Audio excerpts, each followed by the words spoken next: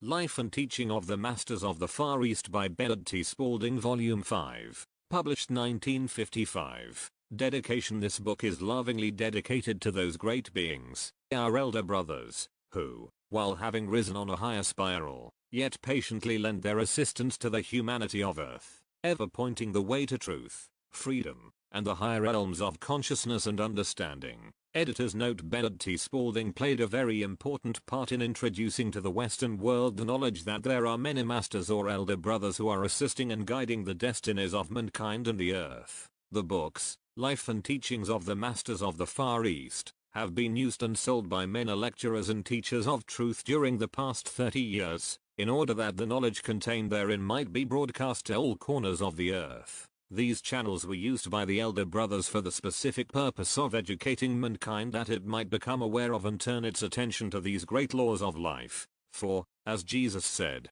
"The things that I do ye too shall do, and still greater things shall ye do." John 14:12. Publishers note: both Mr. Spalding and Mr. DeVos, who knew Mr. Spalding personally, died in the 1950s. The people who were associated with Mr. Spalding on the tour have also passed on. We are therefore without contact with anyone who has first-hand knowledge of the work, and the books themselves are now the only source of information. To our knowledge, there is no map available of the tour, and we know of no photographs. We have tried at various times to locate additional records, as well as camera information, but without success. We sincerely regret that we have no additional information to offer.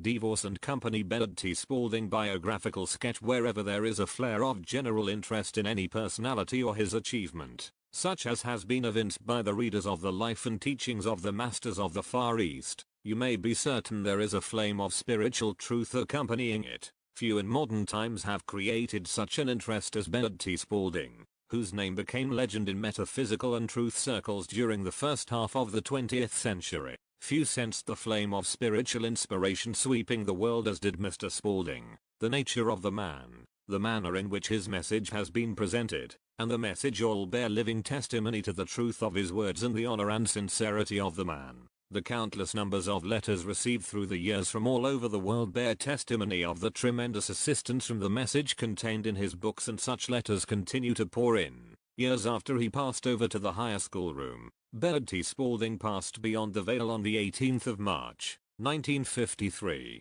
in Tempe, Arizona, at the age of 95. He was active in his mining interests right up to the end. Douglas K. DeVos probably knew Mr. Spalding as well as anyone, due to their many years of association, and we quote from his talk given at the Spalding Memorial Service in Tempe, Arizona, on the 22nd of March, 1953. Mr. Spalding was a very quiet, humble servant of all whom he met. He would never permit me, under any circumstances, in presenting him to audiences, to dwell on the personality or on himself as a man of great accomplishments. Since 1935 I had the unique opportunity to traveling with him to more than 200 cities in North America, and, though I lived with him 24 hours a day in a very close relationship most of those years, yet I must be frank and tell you that I do not believe any one person or group of persons really understood this great soul, for so many different ways, on so many different planes of activity. In making these few personal remarks, I am sure you understand we are doing this in a very humble way, because not only was he our friend but a man who was like a father to many of us. There was not a town of any size anywhere in the world, that I know of, where Mr. Spalding couldn't walk into someone's home and sit down to dinner. He was always welcome, and during the past 25 years he lived very much, as we say, like a bird. He seemed to have reached a point of attainment where material things were not of great concern to him, although his earnings as an individual, over a period of time, were unknown to me and to all of us. Nevertheless, he passed on not as a rich man at all. His material possessions are few. The great heritage which he left us and the unique discoveries which he made regarding the teachings of Jesus. Mr. Spalding never wrote or lectured for financial profit or gain, and he was an open channel for any funds that came to him, distributing them immediately. We have no way of knowing the extent of his philanthropic enterprises because no one ever approached him who was in need of any material assistance that he didn't give them everything he had, and, consequently, he was always a very prosperous man. In fact, I know of no one who, in a way, was as rich as Mr. Spalding, and many of us envied his unique attainment which he had reached through his very exceptional understanding, and which undoubtedly came to him very early in life. It was about 65 years ago that he first made some of these discoveries regarding Jesus and the lives of the great masters. He walked and talked with great masters in the visible world, even as did the great scientist, Mr. Steinmetz, of whom he was a great admirer. I have seen pictures of Mr. Spalding and Mr. Steinmetz together. Both Steinmetz and Edison predicted that the time would come when it would be possible for us to make recordings of the Sermon on the Mount and in the actual language and voice of Jesus at the time when he gave the Sermon on the Mount. Many other startling discoveries and disclosures, as I like to refer to them, were made by Mr. Spalding during his long life of service and activity in all parts of the world. For instance,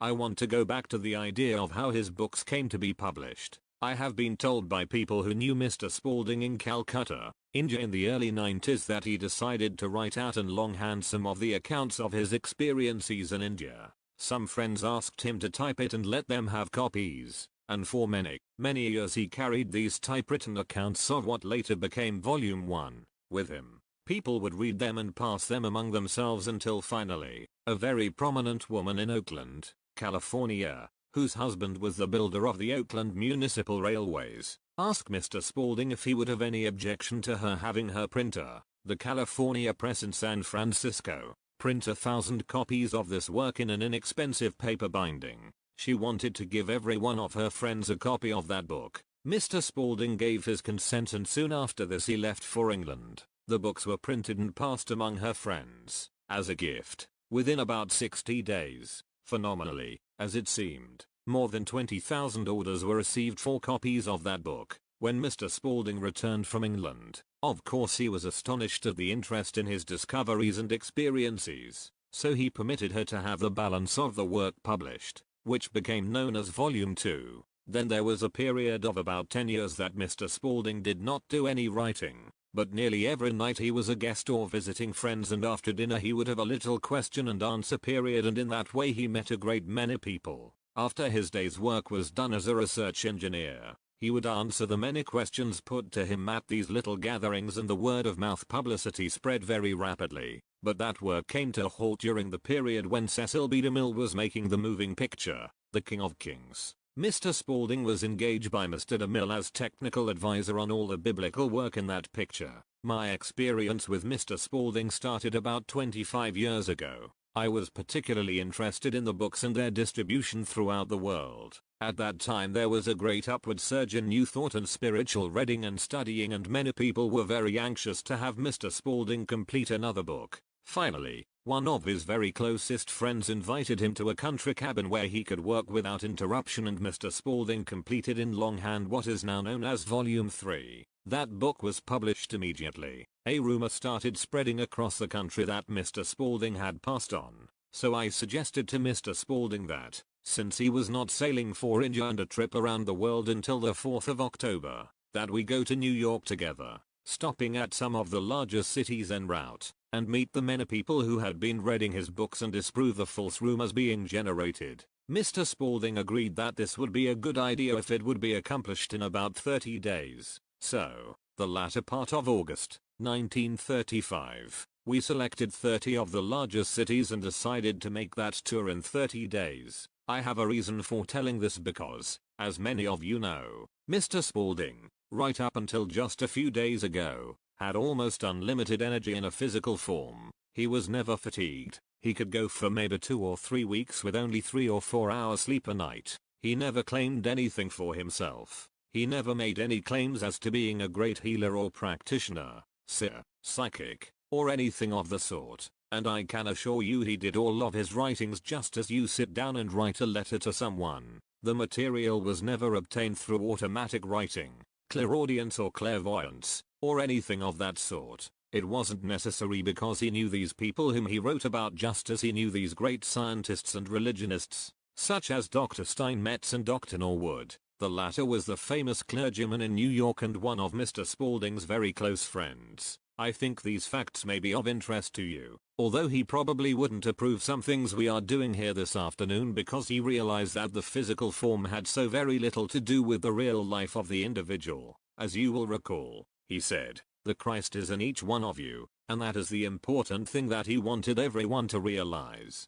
Sometimes when people asked him, how many masters are there in the United States, he would say, there must be at least 150 million masters in this country. That was the vision which he had, that each individual would become aware of his oneness with God and the Christ and not just worship creeds and dogmas and sects. Each one of you, as individuals, if you were standing here in my place, could tell a little different story. No two stories would be alike as to what Mr. Spalding meant to you as an individual, as a brother, but through the writings and his talks, answering your questions, he never put any limitation on time. I have known him to talk all night to a friend to help him over some mental or financial stumbling block. It was almost as if he had some great intuitive power that made him such a great scientist. He had studied in Heidelberg.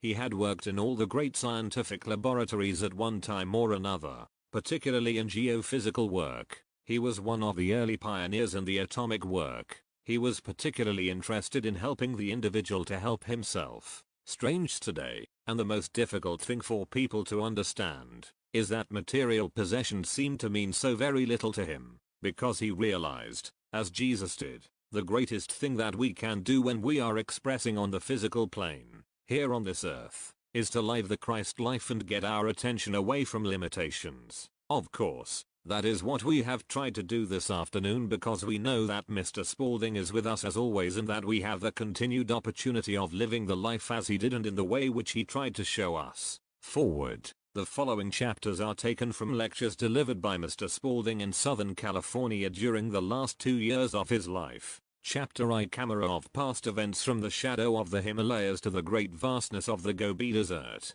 From New York to Central and South America. From San Francisco to the Philippines, Alaska, and Canada, come these experiences, findings and revelations of our research work. We have been carrying on this work for over 40 years, first translating the records which we found in the Gobi, in Tibet, and in India, and this work has developed into an organization of about 26 men who are interested in doing the work. The scientists are beginning to give us a great deal of credit. In fact, 2 years ago they believed that, with our new camera and what we call taking pictures of past events, we are going to be able to go back at least 1 million years, showing the civilization that did exist at that time. Now that may seem rather remarkable, that we can go back and take absolute pictures of what happened thousands and thousands of years ago. There is a great deal being done along that line. We have the distinction of starting it because of Dr. Steinmetz's assistance. I worked with Dr. Steinmetz myself, and,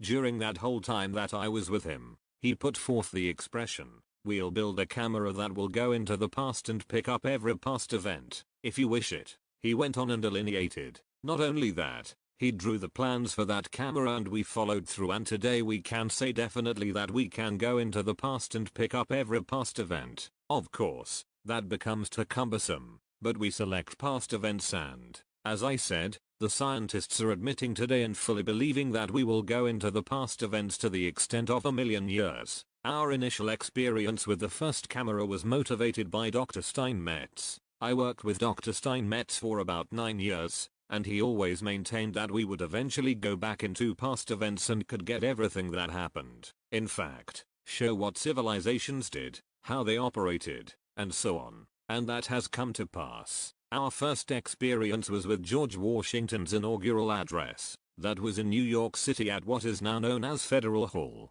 In that picture you can readily discern every one of the dignitaries who were on the platform with him, and George Washington is walking back and forth before the group giving his inaugural address. At that time there wasn't even a still picture taken of the address or that group.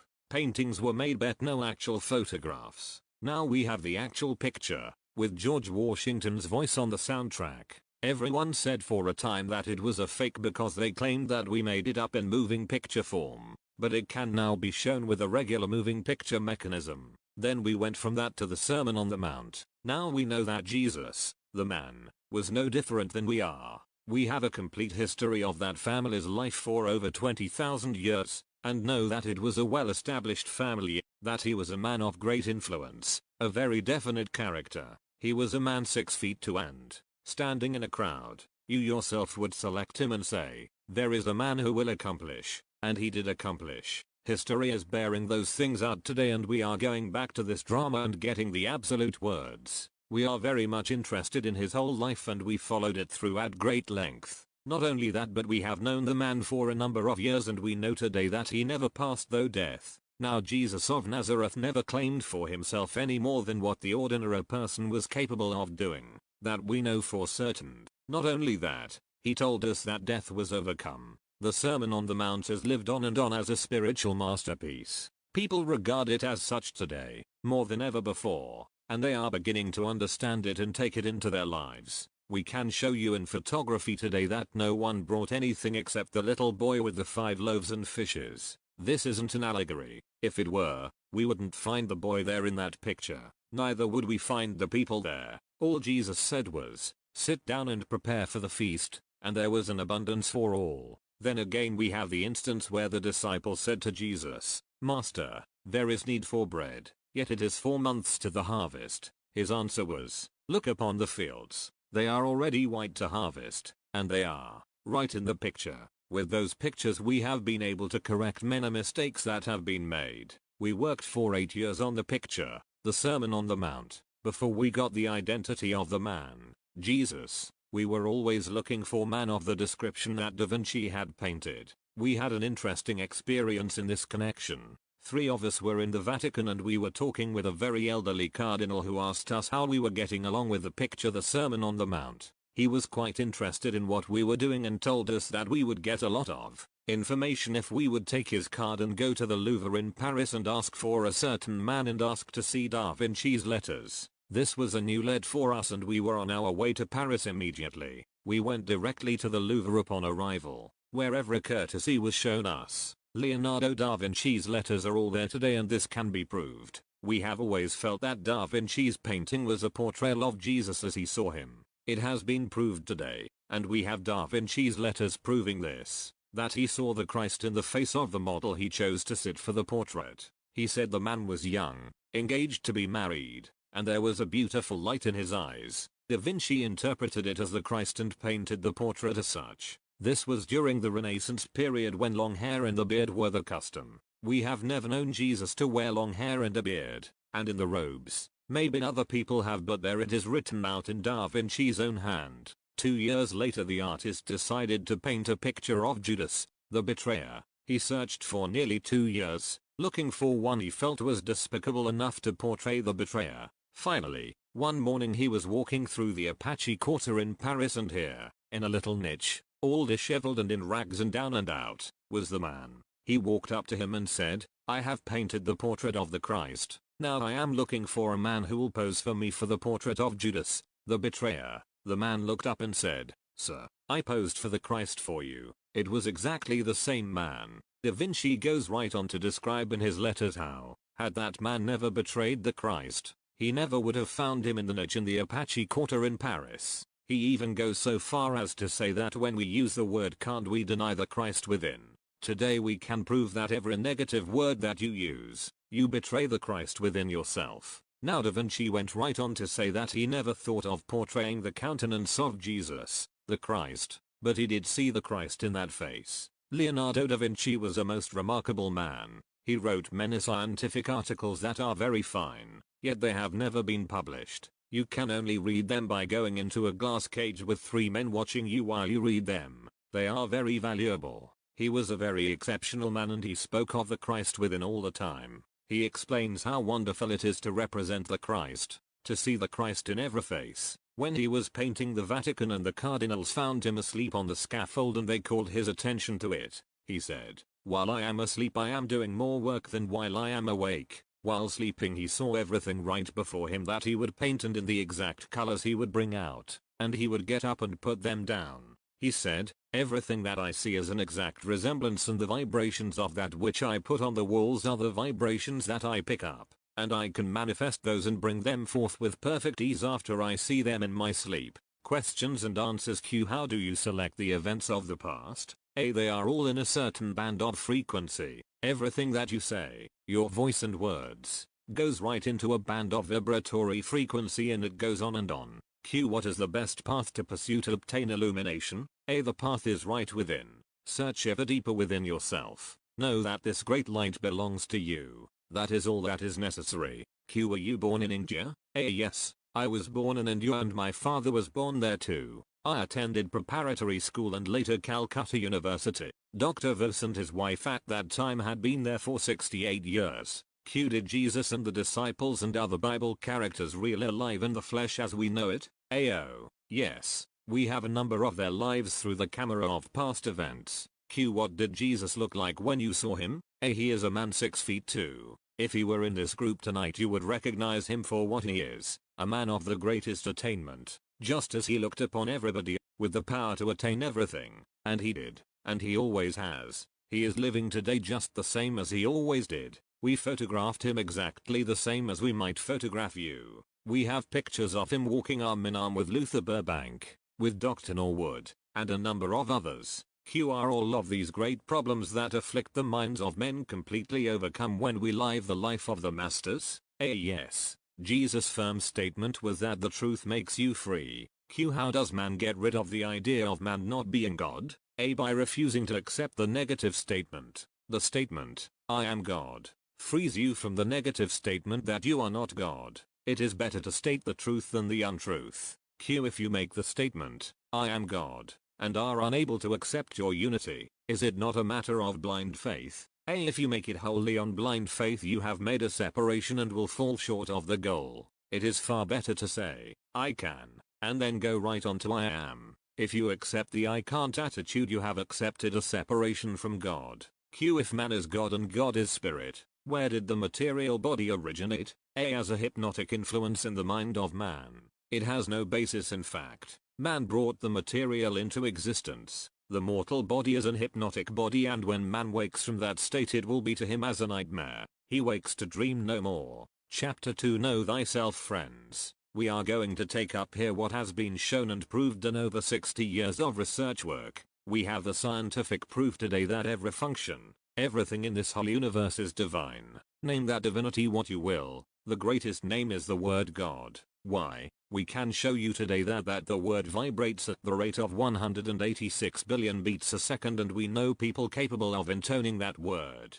But the beauty of it is, the moment that you realize that vibration, you are that vibration every time. Now it is established in every form. It isn't just your form or the form of anybody else. It is established in everything and, were it not for that divinity, we are proving today that we couldn't take a photograph. There wouldn't be a form in this room that we could photograph today if it were not for that divinity. Now we have absolute proof of that. Then why say that I am not divine? You just leave the not out of that and see what difference it will make. I am divine, and there's a truth about yourself. The untruth is, I am not divine. The truth is, I am divine. Complete the saying and carry right through. God I am. We make those statements for the reason that we know today. You have been told that, yes. But what someone else tells you, you may take with a grain of salt or you may say, well, perhaps that person doesn't know. But today we know through experiment in photography and high magnification and we can take any person and ask him to sit before this camera under high magnification and it will show that divinity every time.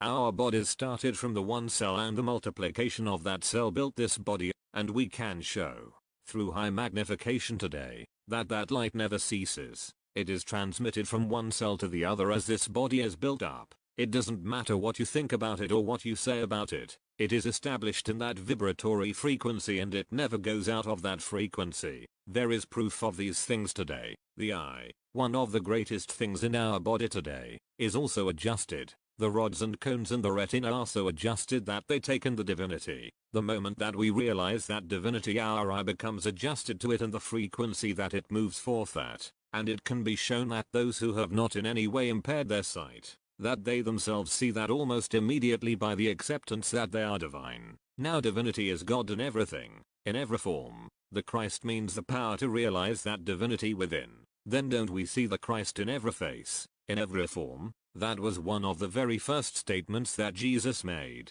We find that in our research work. I see the Christ in every face, in every form. When the first child was born the Christ was born. That is the conquering Christ, the one that conquers, the master of everything. There isn't a person today but what is the master. Now the moment you say that, people begin to look for a master. The moment you look without for the master, you forget all about the master within, and humanity has made the greatest mistake by looking for God or trying to see God. Why? Because you are looking for that which is right within you, and when you pronounce that you are that, you are, every time. We can show you that if you will use the word God once, in standing before that high magnification, your body will never go back to the same frequency and vibration that it was before you used that one word. Another thing, we can show that the word God is so established in a book that that book has a greater eminence because of the presence of that word. We have 3 men who can intone that word to 186 billion vibrations a second. We asked them to go to the 180th parallel, which is the farthest you can get away from Greenwich on this planet. Then, at a certain stated time, we arranged this instrument so that it recorded the vibration that they intoned. Just as soon as that frequency came in, the hand went right up to that point. Now we put the oldest Bible in the Museum of Natural History in London under that instrument. Then we gradually removed that book and slipped in a book in which the word God was not recorded, and the instrument went right back. Then we took a third book in which the word God was recorded only 3 times, and the instrument responded immediately. Just one word. God was responsible for this response in frequency. If it will do that to an inanimate thing, what will it do to our body formed by the positive use and acceptance of the word God? With the voices of the 3 men intoning the word God at 186 billion vibrations a second, the graph goes across a 30-foot film. Then, with these same men using the word Jehovah, it marks only about 5 inches on that same film. Why? The moment that you use the word God with understanding, and belief, and knowing, you are setting up the greatest vibration that is known today, and the vibratory influence collects substance, and the moment that you put out your thoughts, a condensation of that substance is yours, and, in fact, to put it forth in the right order, you can't keep those things from you. Now that is what belongs to everyone, every good thing that they can use. You set up that vibratory influence and it manifests here and now. There is a very definite principle that we are working on today, that principle of divinity in everything. This has been proved by our camera taking photographs of past events. We can show that every blade of grass, every tree, every shrub, every flower, every seed is divine, and, were it not for that divinity, that seed would not grow, nor the plant, nor the tree. And we can show you definite photography today that that germ and that seed has the exact replica of the form that it will bring forth every time. Then why do we go about saying we don't understand? Isn't it greater to say I do understand? You do understand. That understanding is right within yourself. You are the master of those things, and, by letting go of outer appearances, you master the thing within, accepting and recognizing that you are the master. Many people write and ask if they cannot go to see the masters, or what must they do to see the masters. The moment you step out from yourself with your thought that you wish to see a master, you have lost sight of the master within.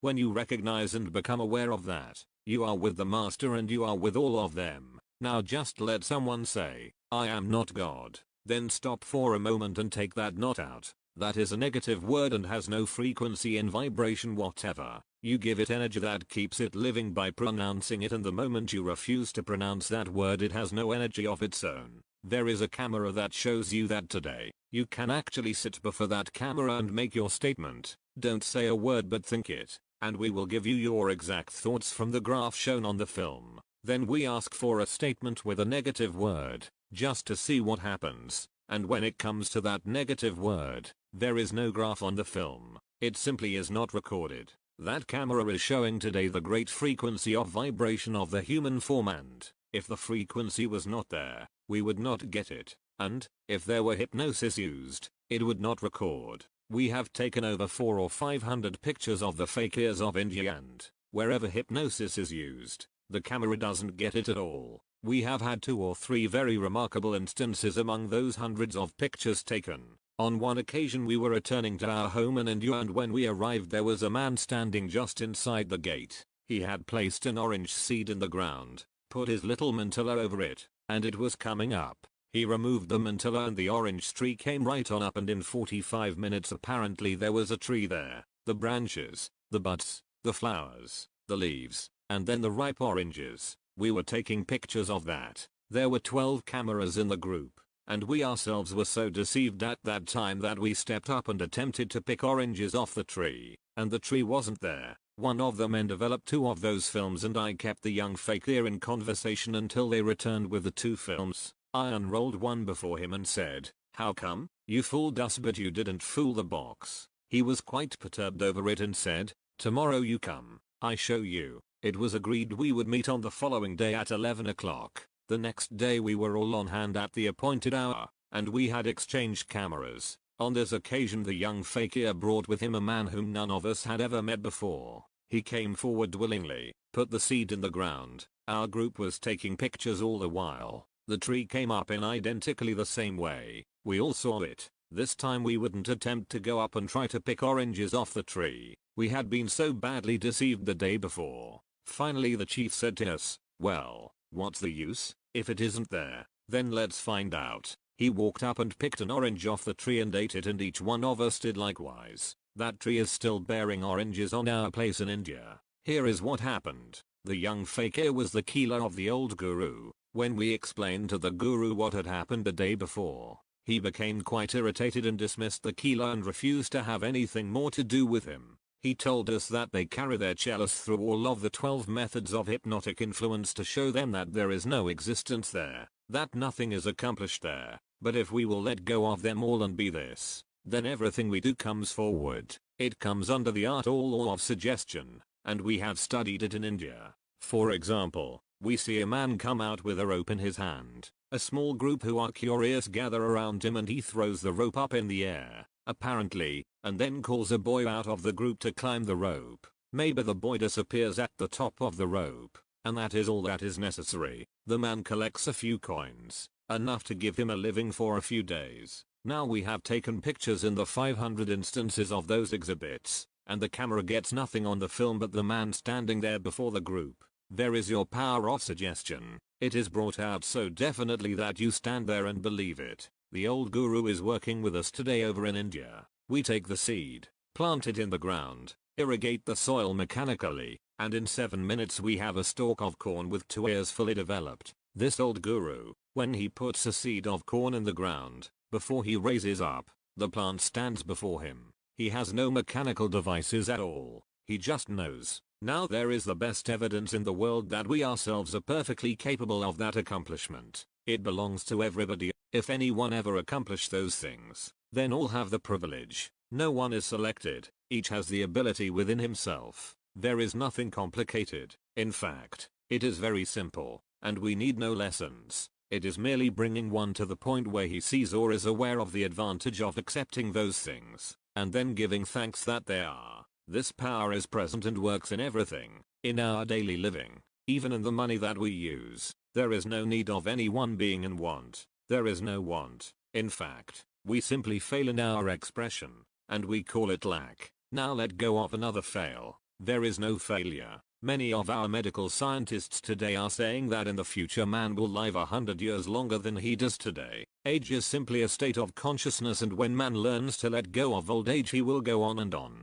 A year makes no difference in our thought structure until we say that 1 year has passed. Then we immediately qualify it with 1 year older. Whereas if we would think of it as a year of greater accomplishment and achievement, a year of greater illumination and understanding, it would be just that. The greatest thing that we can do is to see the divinity in every face, in every form. Our greatest privilege is to see the Christ in every face, and that means the unlimited power to know God within. We can go right back to all of those things and prove them today. We don't ask you to take them on hearsay. You can prove it for yourself by letting go of old age, of limitation, and all negative thoughts, refusing to use them or accept them in your world. We know historically that about 3,000 years ago one language that was spoken did not have a negative word in it, and that language goes back for over 20,000 years. Questions and answers queued. Does the word God spoken silently have as much power as the word spoken audibly? There is just as much power. In fact, to many people it is more powerful to think God within than to speak it. How can we set in motion this great power within for self-expression?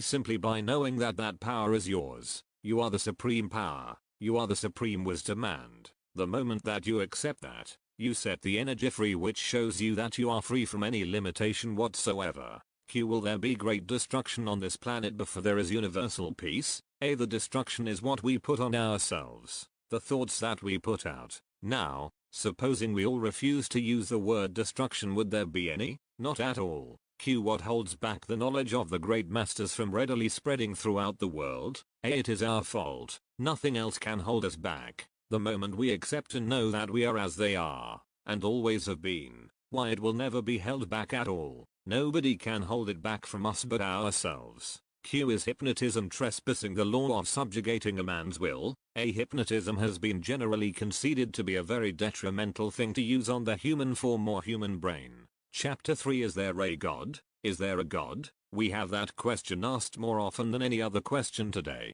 Science has given a great deal of attention and thought in recent years to this subject and is really doing a magnificent work in research along this line. The research was suggested by a group of medical scientists and it has been in progress for several years now. Of course, there is a very great determination that there is a great principle back of all experiences. This goes back so far that all continuity of it has been lost through the ages. We are coming to realize that it has always existed and does exist today, and nothing can move that principle out of absolute law and order. The greatest question humanity has asked and is still asking is there a God? From an orthodox point of view, it is accepted on faith that there is a God, a divinity called the Father of man. In this way we are speaking for a great division of humanity, yet, in no way satisfied with believing on faith alone. They ask to know, have you irrefutable proof of the existence of divinity? It has been the task of science to investigate the matter and find the answer to the question,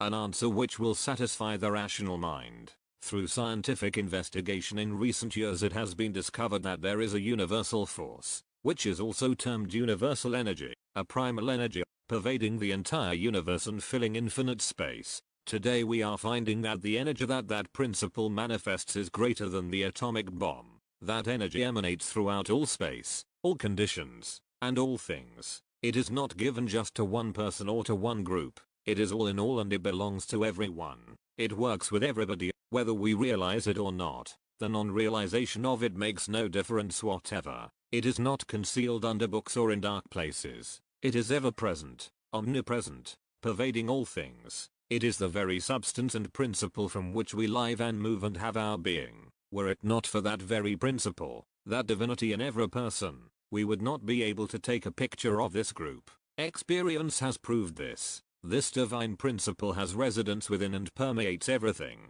every method of life and experience. It is that divine influence, that divine energy which is permanent, everlasting, all-encompassing. We have proved that through photography. For were it not for that divine energy, no photograph could be taken. The pictures recorded on a film are simply the emanating vibrations coming from the object or person of whom the picture is taken. This is proof of the divinity within each form. If we seek that divinity from without, we fail to find it, for we are looking outside ourselves for that which is as near to us as our hands and feet, as close to us as our heart, right within us. If we will go within, we will find divinity in all phases. Then why waste our time searching without for God? It is the same with the masters, or elder brothers. They are right here, within every form. They are as near to us as our heart. You do not have to travel to India or to any other country to see these masters. You can see them right where you are. When the student is ready, the master will appear. It is well known today that through a greater civilization, many ages past, a great reservoir, as it is called, was built up of the principles and God, qualities and attributes that have been generated and manifested through countless eons of time, and that reservoir of good cannot be invaded by any condition of negative whatsoever. The mighty reservoir or momentum of God good energy and pristine purity stands there for all time, and the instant we think of that great vibrating, pulsating principle we become aware of it right within ourselves. That vast reservoir of good stands ready and waiting for our use at all times. We have but to tune into it, to become at one with it. Now that energy has been called by the name God, the word that is receptive to the greatest vibratory influence known today. When we use that word in its right meaning, and it can be used in no other way to have any influence, we act upon all substance, we act upon every principle, we act upon all law and order, and that which we pronounce in good form is already ours. Just as Jesus said, before ye have asked I have answered, and while ye are speaking I have heard. Think of it, because we have sent forth in definite order and definite form, the word, at that instant that which we state belongs to us. There is no time or space. It is well known today that perfection never could be created. It always was and is. If we think through our expressions to create perfection, we go outside of ourselves completely, because perfection is already created and is here and now. Therefore, by using the right words, right thoughts, right actions, every word impinges upon that great vibratory influence, the thought first and then the word expressed. In our Bible it says, "In the beginning was the Word, and the Word was with God and the Word was God." As we learn to throw out every negative thought, feeling, word, and action, we conserve that energy within our own form. The moment we speak a negative word, we are dissipating God's pure and perfect energy. Therefore, the more we learn to discipline ourselves to think, feel, speak, and act positively and constructively, the more of this potent energy do we generate to fulfill our calls and manifest perfection. Every statement made by Jesus manifested here and now. In his world there was no future, all was now. In the original language there is no word for the future, there is no word for the past. Every word in that language is the expression of here and now. In like manner it is known today that every word we speak under positive, constructive influence is recorded and it never goes out of existence. The very definite statement, "I am God," is a determining factor in carrying humanity onward. With that ideal we progress. Each individual may prove this statement for himself. It is the one who can project an ideal, and then hold his vision true to it, who accomplishes, in many cases unconscious of how he has done so. Worship is not an idle action. It is necessary to put forth an effort to realize the ideal. That ideal held completely in thought must come forth in form. The thought in itself brings the thing into visible form. That vision projects so definitely that it is called from the source of all being and consolidated in its entirety. A clearly presented vision precedes it. It is important to hold to one condition at a time. Never permit your thoughts to wander at random or even to project another form until the first one has been accomplished. After the action is completed, let the thought go completely and turn to the next action. This is the definite understanding which Jesus had. Ye are gods, and sons of the Most High. That was his thought regarding the fact of human existence. Always the highest, always the noblest, always the purest, always light. Never anything that might limit life and energy. Never failing, never doubting. Always the same singleness of purpose directing thought. This projected vision can carry humanity above any fear or discordant condition of thought. Can keep humanity always at that level of high accomplishment, going from lesser to a greater field of usefulness. Such is the progression of our planetary system. The suns of all solar systems express in that way, drawing energy to themselves that greater energy may be given out. If our sun were a great lump of coal, it would sometime be consumed. No, it has existed for hundreds of millions of years. It draws to itself force, power, energy, making it available to our world as well as others. Man must learn the same lesson of the exchange of energy. The moment we withhold our forces, stagnation takes place. But, if we give forth of what we have, the new always flows in to refill the space left by what was given out. The energy is inexhaustible if we use it in the right way and in the right direction. That is why this body of ours is renewed. If that energy is without us, it is also within us. If divinity is without, then we cannot keep it from within. All that one need do is to make of himself a channel for the divine force. It is always pulsating and cannot be depleted. This is the essential explanation of man's immortality. There is an immortality to every thought, every act, and every word. There is a coalescing force which man cannot escape. What man generates and emanates accomplishes the fact which has always existed. The fact of all being has always existed in spirit without beginning or end. Man always questions the nature of beginning. It is not easy to conceive of anything without an origin. As far as man is concerned, beginning came into being with conscious or separate identity. Before that man was spirit, and that state is one to which we shall return. The new attitude towards science and religion will enable us to realize the better things which have been promised. They are here now when we shall have opened ourselves to receive them. God is in no way the form of a human being. God is that supreme intelligent power that permeates every form and every atom of the whole universe. When you realize that supreme intelligent power is fully centralized within your form, you are that power, and by fully acknowledging that this power acts through you, you are that power. Each and every individual has the ability to be that power. This is the God kingdom into which every individual is born, and as soon as all see and know this, all are of God's kingdom. Question and answers Q. What is the first law? A. The first law is I am. That is the lost word. We are beginning to realize it. God I am. Q. I should like to know more about the I am as the masters presented it to you. A. I am is the second word in the language. It means the complete acceptance that you are God. God I am. The word God is the first, because of its greatest vibration, and then your acceptance is I am. Q. What is the Holy Ghost? A. The Holy Ghost means the whole of the I am spirit in complete action in every form. Q. How does one bring forth the Christ? A. The Christ must be born within each one. Jesus gave us the example of this. You bring forth that which is within you by turning your attention to and concentrating upon that very thing. The Christ is within you. Q. If these masters you write about are able to leave their bodies, how is it that so few people know about it? A. Because people don't believe it. They do not leave the body. That is an expression which is used so that it can be understood. They take their bodies with them. Q. Have you ever contacted Saint Germain? A. We know of Saint Germain and know of his life. It was a great life.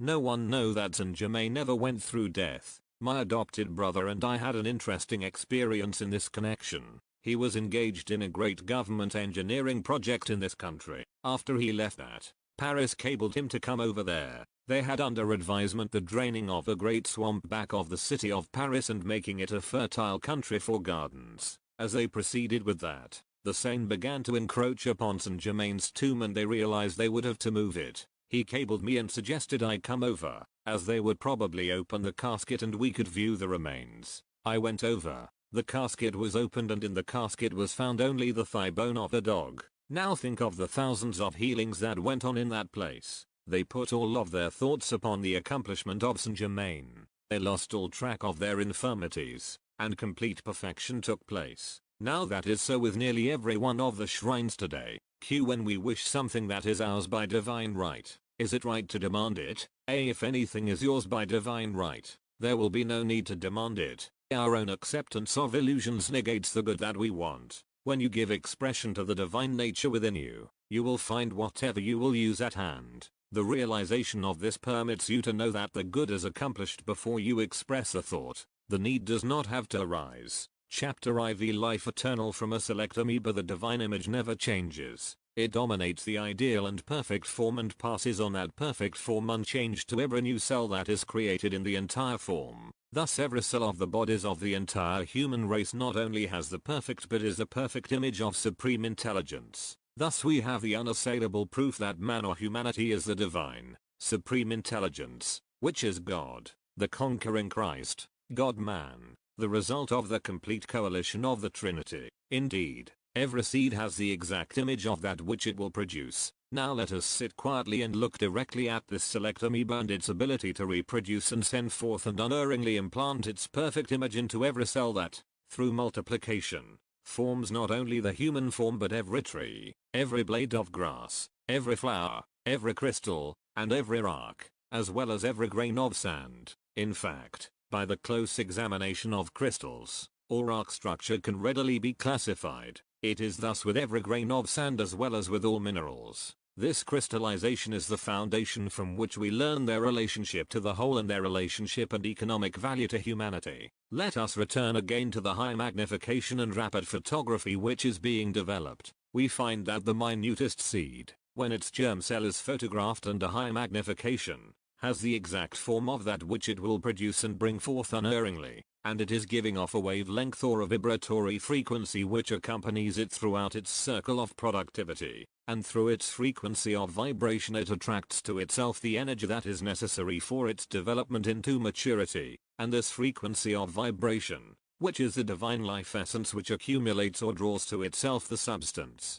not only gives life to the tree, the flower, and all vegetable life, as well as all minerals and metallic substance, but it is the very life of the substance. Now we are free to say that all substance has life expressing through it, and there is no change from that divine plan of perfection until man, through his thoughts, either enhances or debauches the perfection. It is also found that man is able to influence these emanations of perfection to larger and greater productivity of presenting greater and greater thoughts of productivity and more abundant perfection. Let us return again to the amoeba or first cell. While this cell is entirely different from that of the vegetable or mineral, its rate of vibration is much greater and is not to be compared with that of the mineral or animal. It is found that its rate of vibration is the force that draws its energy or substance to itself, which causes its growth into new cells, which finally builds a human form, and the passing on to every cell created the first perfect and undeviating form of divinity. It now can definitely be seen that when humanity cooperates and in no way, through thought or expression, interferes with the ideal of divinity, the human form is ideally perfect. Thus we can say that it is God body, pure and perfect. Let us see that divine energy and intelligent principle emanating from the single cell or amoeba, which its own principle of great vibratory frequency began drawing energy to itself and then began dividing and multiplying until it came into a great focal point or form, wherein it could emanate and erect all forms as well as put forth forms as of the image of itself. Humanity has never deviated from that perfect pattern or image. Photography shows those perfect forms, not only surrounding every form, but also other perfect forms coming forth. Where the scientists lack evidence, we have forged ahead to the complete knowing that we are that great emanating frequency. Sit quietly for a few moments with the statements, God I am, as all are, God I am divine intelligence, and know, and then admit to yourself, with all doubt removed, I am divine principle, I am divine love, and it flows through me to all the world. Then see yourself as God and everyone you meet or see as God, and you will see that which is being accomplished in the submicroscopic zone of life, for you will see an almost invisible drop of protoplasm that is transparent, jelly-like, capable of motion, drawing energy from the sun. It is already capable of using the light of the sun to break up the carbon dioxide in the air, forcing the atoms apart, seizing the hydrogen from the water and producing carbohydrates, thus making its own food out of one of the world's most stubborn chemical compounds. This single cell, this transparent droplet, holds within itself the germ of all life. It not only has the germ but it has the power to distribute this life to all living things, great and small, and it also fits that creature to its environment wherever life exists. Even from the bottom of the ocean to the universe above, time and environment have molded the form of every living thing so that it meets the infinite variety of all conditions, and as these living things develop their individuality, they sacrifice some of their flexibility to change and become specialized and fixed, losing the power to go back but gaining a better and greater adjustment to the conditions as they exist. The power of this droplet of protoplasm and its contents is greater than the vegetation that clothes the earth in green, greater than all of the animals that breathe the breath of life. For all life comes from it and without it no living thing would have been or could be. You will find that all of this is absolute truth. Step by step, humanity will know, as we know, that man is the universal source of life. Man is master in the animal as well as in the vegetable and mineral kingdoms, completely endowed with supreme intelligence. In reality, the soul of all things, this divine intelligence man has never lost. He has only become shamefully unaware of this true God heritage through the setting up of his own debased thought structure. It is well at this point to stop and let go of, forget and forgive this debased thought structure, and set up a real structure as man, the supreme intelligence, the master of all things, God and man. 1. An amoeba is a microscopic highly developed living cell composed of untold millions of atoms in orderly arrangement. Size is nothing to the infinite. The atom is as perfect as the solar system. This cell divides and forms 2. The 2 divide and form 4, and so on, ad infinitum, as cells do in every living creature. Each cell contains within itself the power to produce a complete individual. The cells themselves are immortal. They form the cells of all creatures, animal and vegetable of today, and are exact replicas of their progenitors. We, as all humanity, are well-ordered replicas of billions on billions of similar cells, each cell a citizen intelligently doing its full quota of devoted service. This one cell also has the power to use sunlight to break up a chemical compound and make its own food and enough for its brother cell. You will find that this division is absolutely basic as one of the essentials of life itself. Can it be further denied that man is immortal here? when there is proof of divinity as immortality, all things that live start from a single cell, and this cell compels all of its descendants to perform the service and follow without deviation the design of the creature the original cell is to duplicate, whether it be a human, a turtle, or a rabbit. It is found that these cells have distinct intelligence, instinct as well as reasoning power, as it is well known that after division, portions of the cells are forced to change in entire nature to meet the requirements of that being of which they are a part. Why? Because the plan is set forth and is invincible to change, and that is the reason that man is divine, perfect, and invincible. It does not matter what thinking structure he evolves. This plan is absolutely irresistible and can never be changed. It is first principle, dominant and compelling, and is also the very reason that man is capable and abundantly able to reach the highest. In the event that he fails to reach the highest in his immediate understandings, all that is necessary is for him to change his thought structure, which has circumvented him, to the true thought structure that is steadfastly fixed within his own mind, of which he always has an inherent instinct, and build a dominant thought structure which will allow him to reach to the highest conception to which thoughts can aspire. His easiest and most successful way of attainment to this highest goal is forever to let go or drop the thought structure that has bound him to the wheel of repetition and set into immediate action that which will build up an invincible thought structure which will never fail in carrying him to the highest. The first suggestion is to place in his mind the thought and word God, knowing positively that it is the one point from which and where all success originates, also from which all success emanates. Then fix that thought of success with the thought, God, I am success. Then the next thought, God, I am abundantly able to succeed in every effort that I truthfully designate. Your next statement will be, God, I am the exact knowledge that goes with the ability to succeed. Your next statement will be, God, I am the infinite love that attracts all substance to me that brings forth my success, knowing also that love is the greatest cohesive power in the universe. Your next statement will be, God, I am the intelligence that guides all of my success into the right and profitable channels. This will be followed by, God, I am the divine knowledge and the wisdom that gives the perfect to all of my success, followed with, God, I am the perfect Trinity, God the conquering Christ, God man, the on-focal point of all creation. We are now dealing with God cells which never lose or change in any way. Thus man cannot change from divinity. The brain of man is built of these God cells, and this is the very reason that mind never changes. Thoughts may change 1,000 times a minute, as they are only reflexes from the subconscious. It is there that man has free will, for he can induce the subconscious to believe and store any thought put forth or that which he perceives or is told by another. This subconscious is no portion of the brain itself, but it is a ganglia of true cells located just below the heart center. These cells know neither impurity nor imperfection. They accept and store everything that is thought or spoken, and they have no way of discriminating.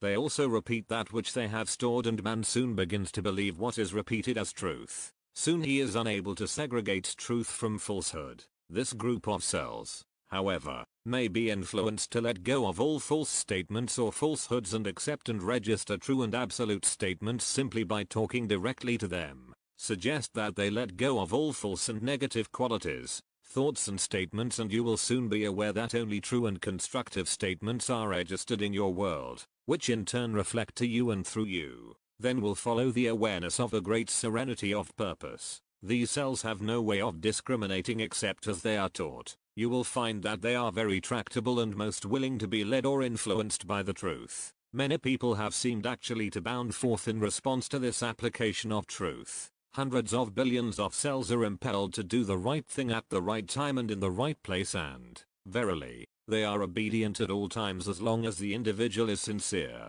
The life of man pushes forward, building, repairing, extending, and creating the new and better with an irresistible urge and energy that is not comprehended by or found in inanimate things. It is found that there is an intelligent instinct and directing influence that pervades every cell of the human form. It does not matter how far they may seem to have wandered from this divine directing influence. It is our privilege to see them in this influence without giving any thought to the outer or that which is holding them under the hypnotic spell. What a privilege it is just to see that one or all who are under the spell really endowed with that infinitely complex cellular structure called the human brain. That same brain has the capacity to carry man or all humanity to the very highest of attainments. What a divine privilege it is to see all humanity combined in this great structure of God mind. Try this. I am of the noble God mind, and see it open the windows of heaven and let it pour out such a blessing that it fills completely every avenue of expression.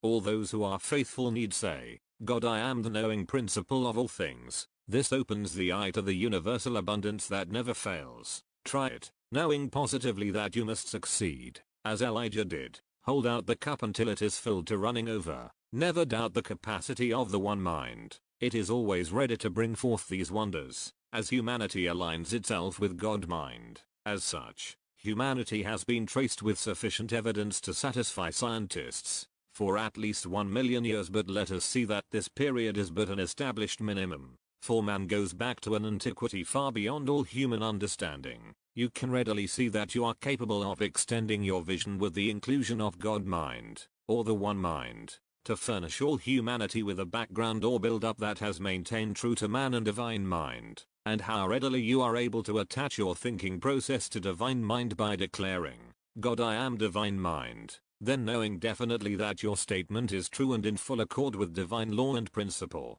In this way you are fully aware that heaven is all around you. Now is the opportune time to know that all are free to accomplish this as you are. Now realize that matter was never conceived until thought set it up as a reality. Remember that matter never smiles, neither does it have any power or energy to rule or master itself. It is also devoid of instinct or volition of its own. It is foreign to all other substance. The bird actually sees its destination of migration and thus does not need an instrument to guide it. That instrument is right within those tiny brain cells. How much greater can the same instrument guide you? For it is right within your brain cells, and mind is in direct control as soon as man knows that he is in full control of mind action. The bird, although it flies over 1,000 miles of open water, never loses its direction. Man has this same sense of seeing, but he has lost the ability by putting it out of his thought structure. Nothing is ever lost from divine mind. This is the very reason that it belongs to man, for man is as divine as mind. Thus he will never deviate from truth or be at a loss to accomplish all things when he again joins with divine mind. The animal has never lost instinct and intuition for the very reason that it is incapable of building an adverse thought structure. When a dog is set upon the trail of man or beast, he is incapable of thinking, can I do this? Consequently he goes forward and follows that trail until something happens that obliterates the scent or the goal is reached. Man is far more capable than the animals or the birds, yet he permits himself to sink lower than the animal. With the true perception of man's fully equipped makeup and his full understanding of his complete inclusion within God or divine mind, man is readily capable of moving from position to position with unbounded velocity. His brain is now fully equipped with true mind, and, as he cooperates with true mind as all-seeing and all-knowing, he scales every height instantly and perfectly. There are no wanderings. The path is clear. The evidence is revealed with certainty and sureness. You can put out your hand and feel God. Put your hand on your own form and you both see and feel God. As you may have passed 100 or 1000 people during the day in going about your affairs, you have seen God 100 or 1000 times. This may be repeated each day. Keep God close to you by seeing every living form as God. Then God will be so close to you that you will never again closet God in some far-off celestial realm or temple, and you will find the temple not made with hands. You will also find that your body is the first and greatest temple ever built, and that it is the only temple wherein God abides. Then see the conquering Christ and God-man within this temple. This is the very life that maintains your body. Take God away or separate one from the other and your body would die. Man has built all of the great temples that have ever existed or do exist upon the earth, but he has never duplicated this great body temple. It is not only the greatest laboratory ever built, it also has the power of duplicating itself. Man has defiled this body temple to the utmost, even to the place where he is obliged to lay it down in so-called death. Yet it rises again, triumphant. Man, under limitation, is unable to build a human eye, but let man throw off every limitation and he is able to build or renew an eye or any part of the human body, even to overcoming death. There is a divine intelligence and principle, but it was never set up by one being or one man. It was set up by a great civilization of hundreds of millions of people. This thought was set up so dynamically that it saturated every atom of the entire universe as well as every atom of the human body, also, with a directing influence upon all things. It was also set up with such power that it became a directing force of mind action, where nothing changes. Thus it impressed its power upon every cell of the human form, and the light which denotes this divine intelligence was centered in the first cell to the extent that divinity has been passed on from generation to generation for billions of years, without a change in the real divine image of each unit of humanity. It will go on unchanged for 100 billion years, as it is established as immutable law, and an established law in the cosmos is unchangeable. Law should be Lord, as there is but one law. One Lord for all established mind action. Man is the Lord in full control of divine law. Out of this great action came millions of years of peace and thorough contentment. Each one was the conquering Christ king of his own domain, yet a willing helper and worker, with no thought of self or selfish ends in that which was the good for all, as an abundance of all things were there for all to use. Then groups claiming free will of thought and action began withdrawing into themselves. They longed for a change. They wanted to know of material things and to think of themselves rather than the entire group. Thus larger numbers withdrew from the main household, as it was called at that time. Finally the groups of dissenters combined and grew to the extent that their thoughts became chaotic, until the natural elements were thrown into chaos and a great eruption took place within the sun, which lasted for at least 1,000,000 years. At different intervals have come the planets and stars of our solar universe. Yet prior to this chaotic condition humanity had already set up indefinite mind action such as divine balance, that to chaos has come order so divinely exact and perfect that the place any star or planet will occupy at any time can be mathematically determined to the second. This balance is so perfect that there has been no variation for 1,000,000,000 years. This certainly indicates eternity. Thus you can readily recognize perfect law, all law in action. And it came into being through a great civilization of the human family and through their united will of perfect understanding through the civilization. To this divine understanding was given the word or name God. It was fully known that this word could be intoned at the greatest vibratory frequency, as it was placed at the head of all language. In the beginning the word in no way represented a human form, but it did represent a great divine principle set up by the entire human race. This race lived in heaven, as heaven to them was and is the ever divine principle and harmony within the human form, which is the mind called God. From this word, knowing its divine origin and precepts, every divine condition does come to humanity. This divine, just, and perfect law, or Lord, reigns throughout the entire universe. You now see it throughout the entire solar system, but we know that it is just as positive throughout the entire human kingdom as well as in the plant, mineral, and animal kingdoms. During this chaotic disturbance nearly all of those who had withdrawn from the great group were destroyed. Those who were left of this group were obliged to seek shelter in caves and wherever they could find protection. Food became scarce, and just the matter of food became so pressing that a large percentage became cannibals. These conditions, which they brought upon themselves and which not only separated them from the great group but from each other, forced them to form tribes in order to exist, thereby causing them to forget all of their former knowledge, and so they became nomads. These were the forefathers of that race which is called material, and although this separation has carried on for well over 1,000,000 years, there still remains something which may be called a half instinct through which they feel that they have been a part of a divine plan. Many of these are fearlessly coming forth today and freely proclaiming their lordship, and a portion have advanced to the point where they are entirely free from all bondage. Those who did stand together in the great group went through all of these chaotic changes in perfect peace and composure without any loss of divinity, as they knew that divinity could never be lost or taken from them.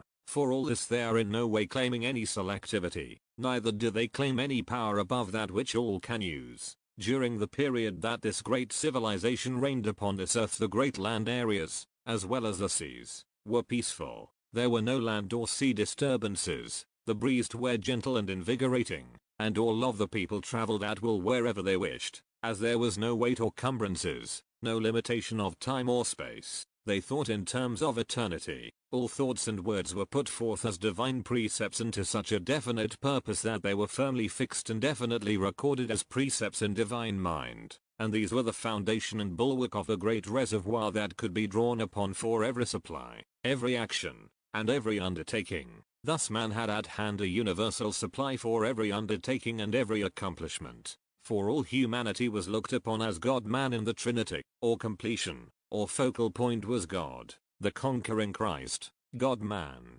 the Trinity complete in all. There was not a negative word in the language, neither was there a word for a past or a word for the future. All was here and now and completely accomplished and finished. All of the accomplishments that humanity is struggling with today in order to return to this higher state have been accomplished by this so-called higher civilization. And all of the accomplishments are recorded in record form and are accessible to humanity as soon as they will look beyond this so-called material age with its welter of divided precepts and personal accomplishments. All of these accomplishments are perfected and fully recorded definitely in the great storehouse of universal mind substance. They can be called forth by mankind as soon as they still the clamor of those who through their own free will forge the calamity. The greatest hope is for the future generation. It is quite evident that the younger generation is physically, mentally, as well as mechanically the best of all timber. All that is lacking is courtesy and judgment tempered by experience. These qualities will bestow maturity. The greatest substitute and guide is habit. For a good habit is as easy to acquire and as difficult to break as a bad one. It is a well-organized thought by those who are the survivors of that great civilization, that had every individual being carried out by these great chaotic disturbances, that the precepts were so definitely thought out and so thoroughly recorded in the universal mind substance that not one thing would have been lost. It is a well-known fact that every positive word set forth with a true meaning and definite intent is so fully and intelligently recorded in divine mind substance, which we call God mind, including every action and tone, that it can be recalled. Also photographic records made to the degree that all may see and hear all of these events. It is a well-known fact that a portion of this great civilization has survived and preserved their identity, although they have withdrawn into more or less seclusion. Nevertheless they are awaiting the time, which is not far distant, when they may come forth and proclaim their identity. It is now stated that this time will be when a sufficient number have let go of their preconceived ideas of a personal God or great being outside of themselves and accepted the Trinity, God, the conquering Christ, God man and all, and capable of being set forth through and by all mankind. These records can in no way be varied or distorted, neither can so-called time distort them. These are no miracles or superhuman experiences. They are natural, fixed conditions. In fact, they are of the same fixed law that governs and rules all of the planetary systems of the universe. The wonder is that this law and its influences speak more loudly than any words the greatness of man's ability to achieve. The great beauty and purity of it all is that this was in no way a great dominating or supernatural race, just as you and I are today all in the same image and likeness, the same and one God. Then let us all worship together this one great noble God-man,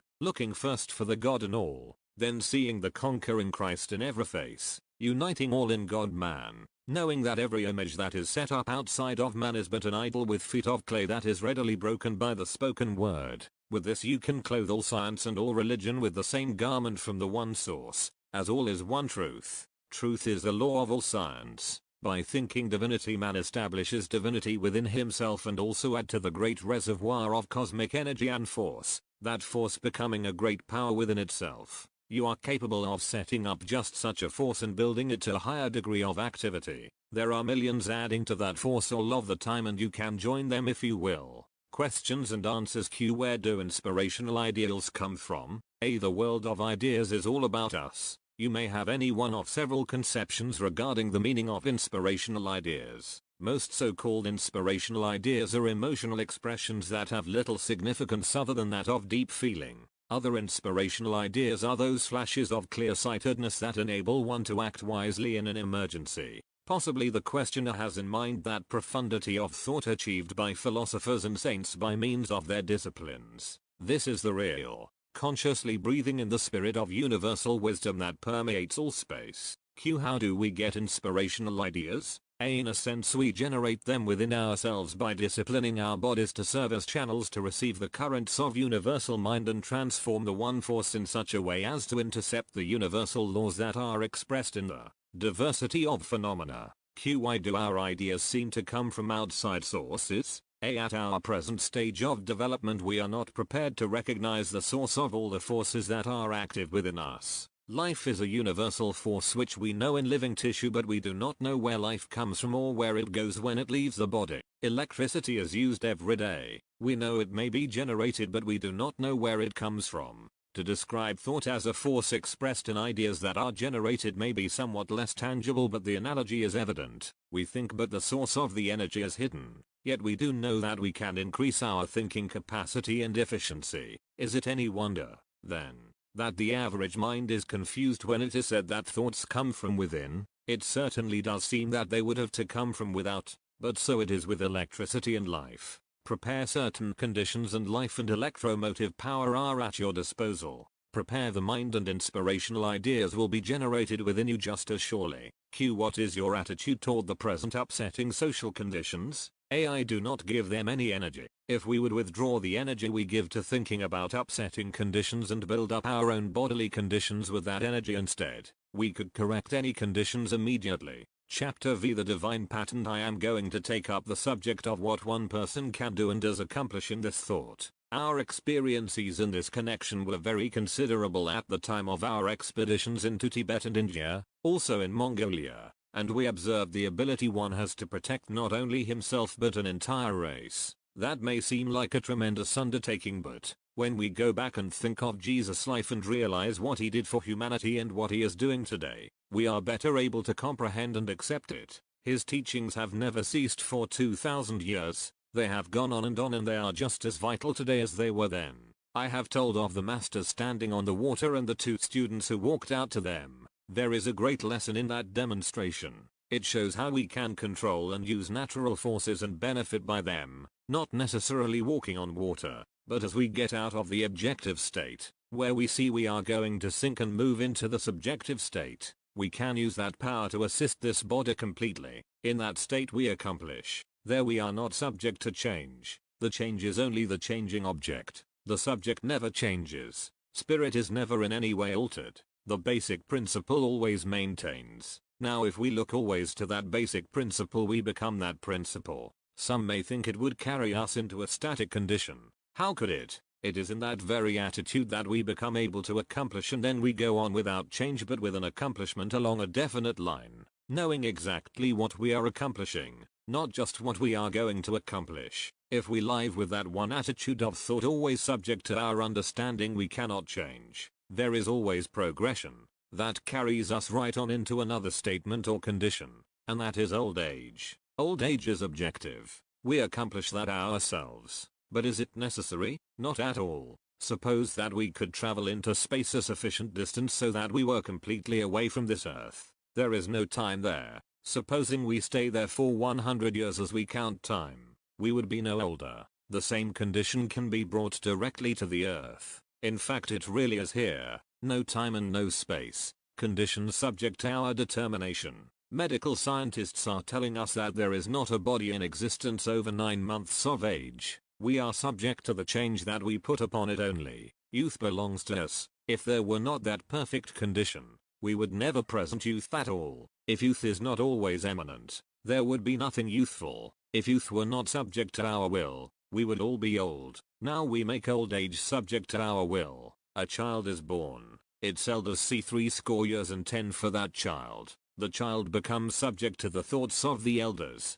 We do not even give that child a chance to fashion its own future. We fasten the idea of death upon that child. The Hindu says that 60 years and 10 is the time when man reaches his majority, when he begins to accomplish. From then on he can go on as far as he will with no limitation, with youth completely subject to his determination. It is said that we make a success of everything we undertake. If it is failure we undertake, we make a success of that. If it is perfection we undertake, we make a success of that. How much better it is to present perfection than imperfection. If we did no more than assist our neighbor, it would be much better than to present imperfection to him. We would get much more out of life and it wouldn't cost us a penny. It costs nothing to greet him with a smile. Present love to him and perfection will follow right along the same line. Think of an assemblage joining with just that one object in view. Youth, beauty, purity and perfection. Is it going to cost us anything to live by those ideals? If we would live with those ideals always foremost,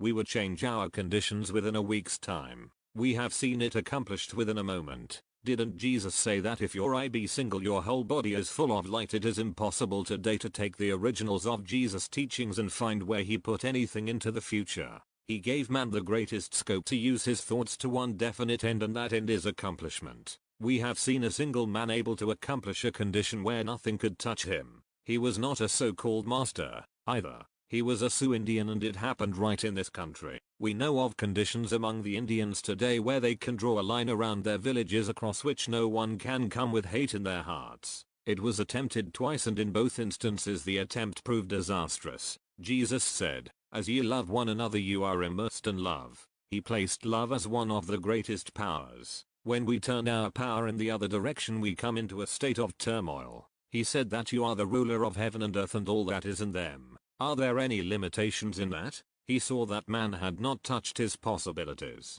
He presented the unlimited to humanity. If there were one atom misplaced in the body, that body could not remain in existence. Take one atom out of place and the whole universe would explode. Jesus presented those conditions in a simple, straightforward way. His original words are perfectly simple. He placed the ideal so definitely that we could never forget it. He presented it as God. It is known today that the vibratory influence of that word carries us right out of the hypnotic state we build in our own bodies. If we turned the energy we give to that state toward God, we would build that condition so definitely that there would be no separation. But most of us look from the central point and allow our thoughts to dissipate. Jesus' vision went to one point. That subjective condition that always exists. The object changes, but the truth never changes. Now if we changed and gave all our energy to that one pointed attitude, our bodies would emanate light. When we came into a room, that room would light up. We have seen that many times.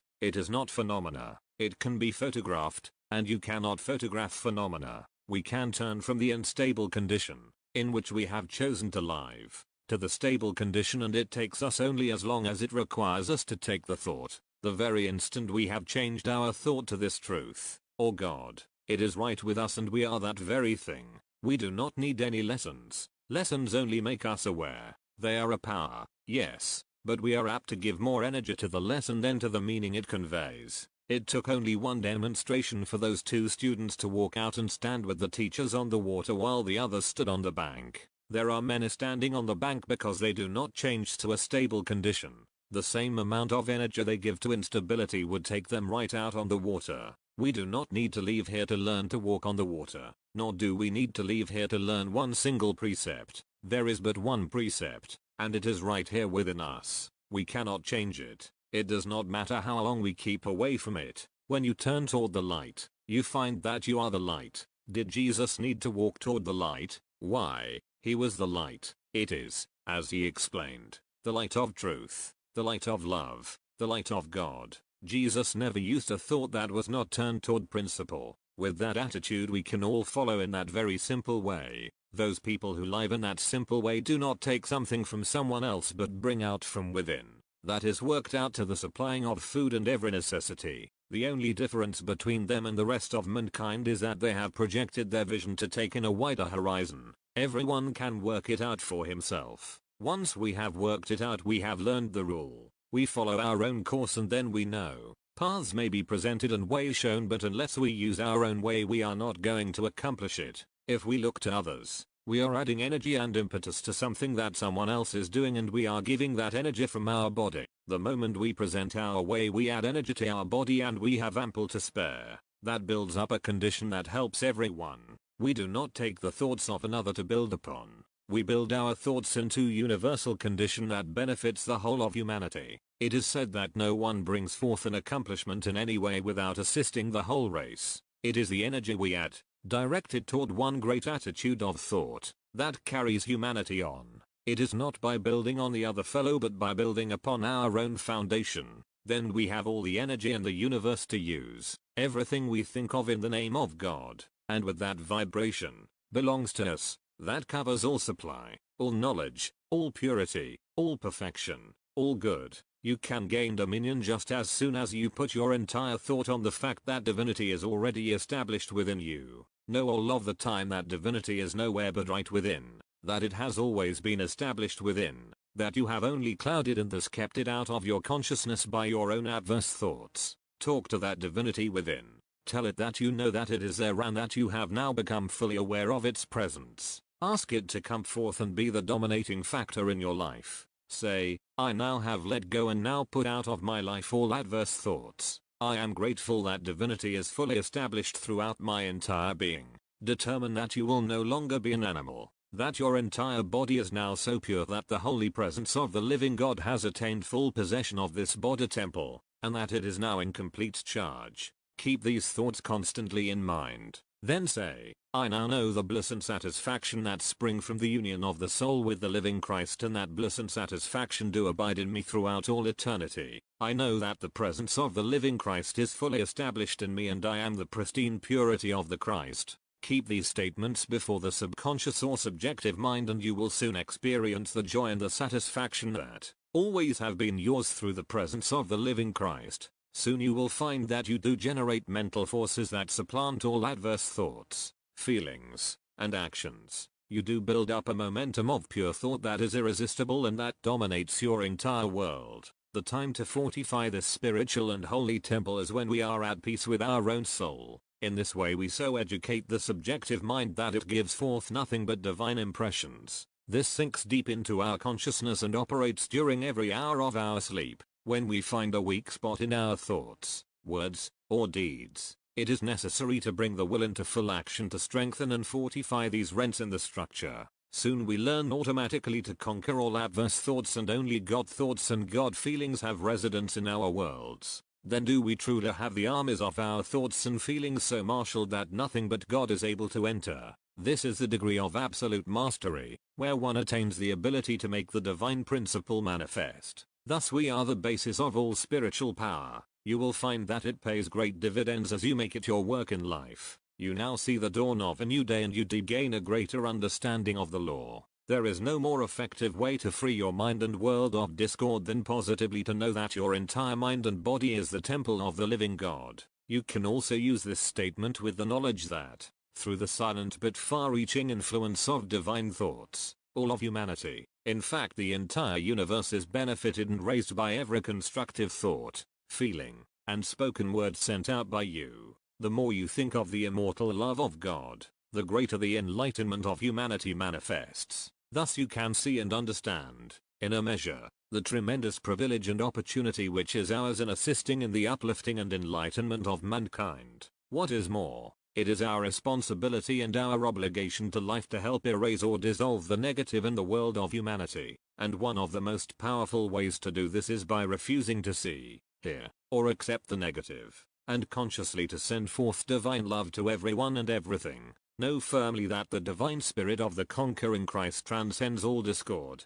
Know always that your will is the divine will, God's will, and that God is acting through you every moment. Each thought that you qualify with this master thought increases your willpower, and your willpower becomes so strong that your very thought is irresistible. Do this and expect results with all sincerity, and nothing can disturb you. The persistent, daily use of such strong, positive words and thoughts, repeated with great intensity, develops dormant brain cells, and you soon know that you are the Lord, in full dominion. Exercise your will and your word for all purposes, and you become the master of your own mind and no longer accept the negative qualities in the world around you. As you are faithful over a few things, you become master over all things. Create, through your word, the condition that is rightfully yours, and you are the master over all conditions. Physiologists now state that the cells comprising the organism of our bodies have the power to receive impressions and carry them to the complete cellular structure of the human form. Also the power to recall impressions, or memory, the power to compare impressions,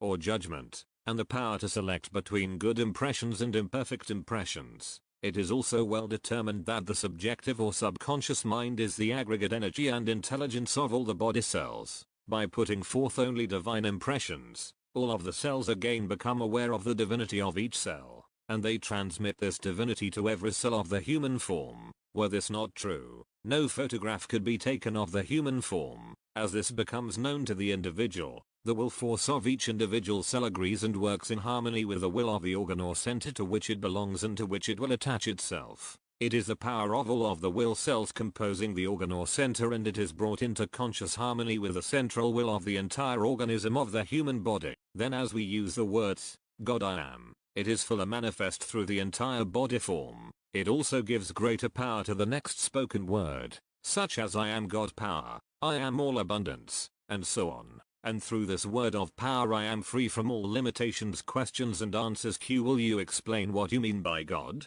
A. God is the principle by which we abide. You cannot put a definition on God. The moment you begin to define it, it is above that definition.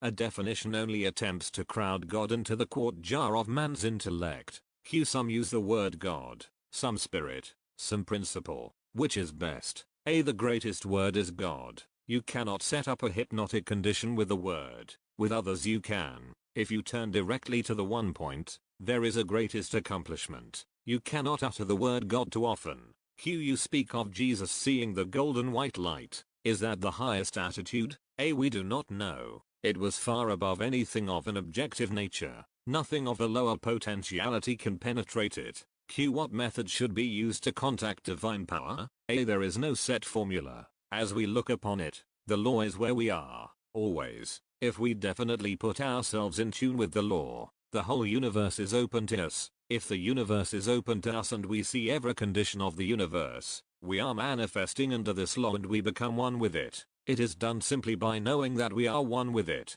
never allowing any doubt or fear to enter. Q. Is the Western world prepared to accept these things? A. The Western world is preparing and the preparation is going on so rapidly that no one is excluded. People only exclude themselves. We create the field when we open our understanding. That field can be expanded to take in the whole universe. The universe of our body is one with the universal whole at all times, and it is only for us to expand our understanding to become one with the universal whole. Q. How shall we discriminate as to what thoughts to project? A. If we are not able to discriminate, we should give out love to the best of our ability and refuse to give out anything else. That will bring us to harmonious conclusions. Jesus placed love before anything else. Q. How does it happen that every so often an avatar is sent to Earth? A. The presentation of principle is what you would call the selection of an avatar. That person merely lives close to principle. The path which he shows, or the life he lives, becomes the path for all. Q. Is his appearance and reappearance dependent upon any condition of spiritual unfoldment on the earth?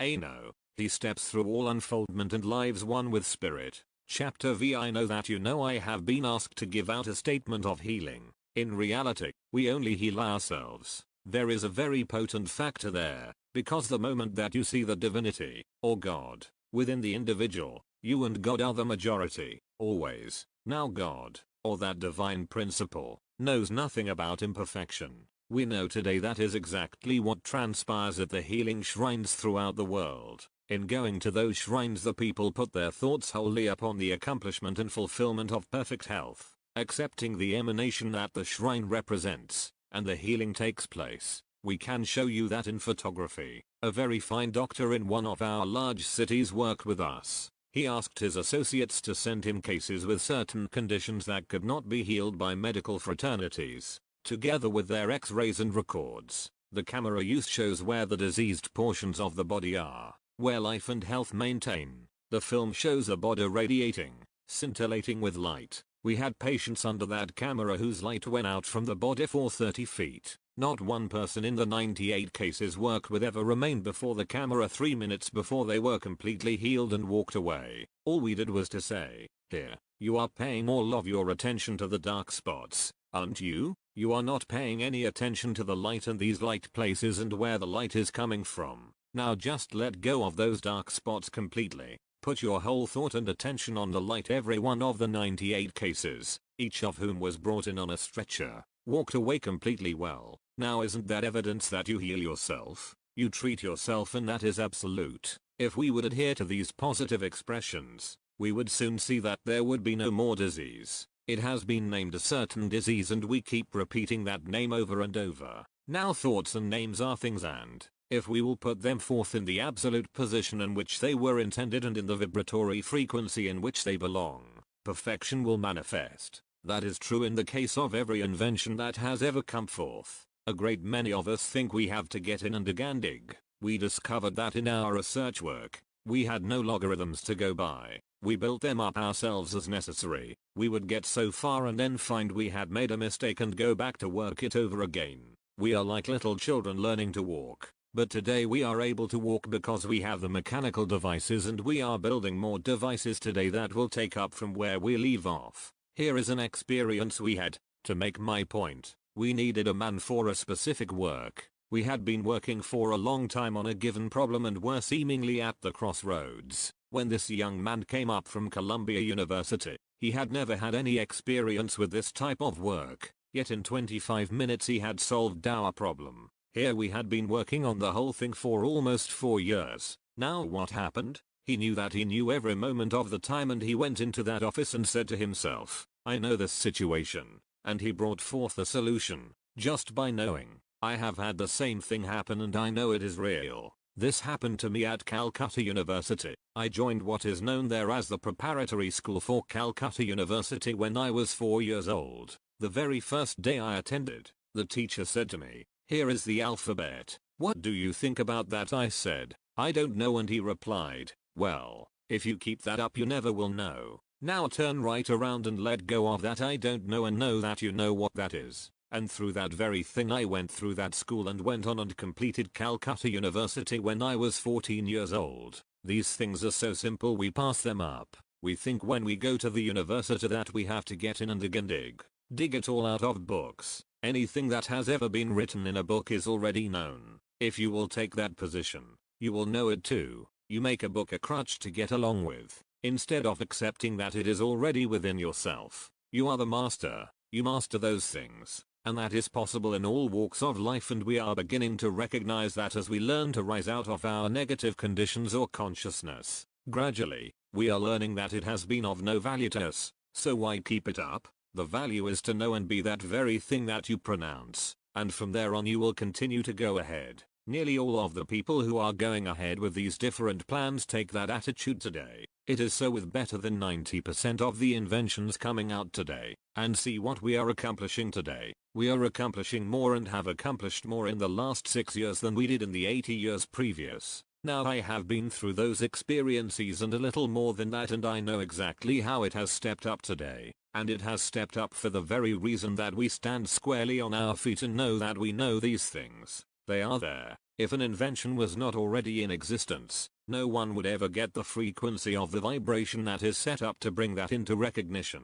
That frequency is there, and the moment you train your mind and your thoughts, you will know exactly what you want to express. That is why we have gone ahead so remarkably today. There are, of course, a great many avenues to that hardly need any reference. So many people recognize that, but those who do not recognize it should take particular pains to know that they do know and stand squarely by that declaration. It is the declaration that brings you through every time. It has often been said that there is nothing new in the universe, and that is true. If that were not true, there would be no representative vibration that could be picked up so that one could think of a given thing. All of those fields are in certain vibratory influences. Our whole life is vibration, and, of course, we segregate that to a certain extent. But when we begin to realize that we are capable of tuning in with those vibrations and making them our own, then all these things become perfectly natural to us. Almost every inventor today realizes that he is not recording or bringing out anything but what has already at some time been recorded in vibratory frequency.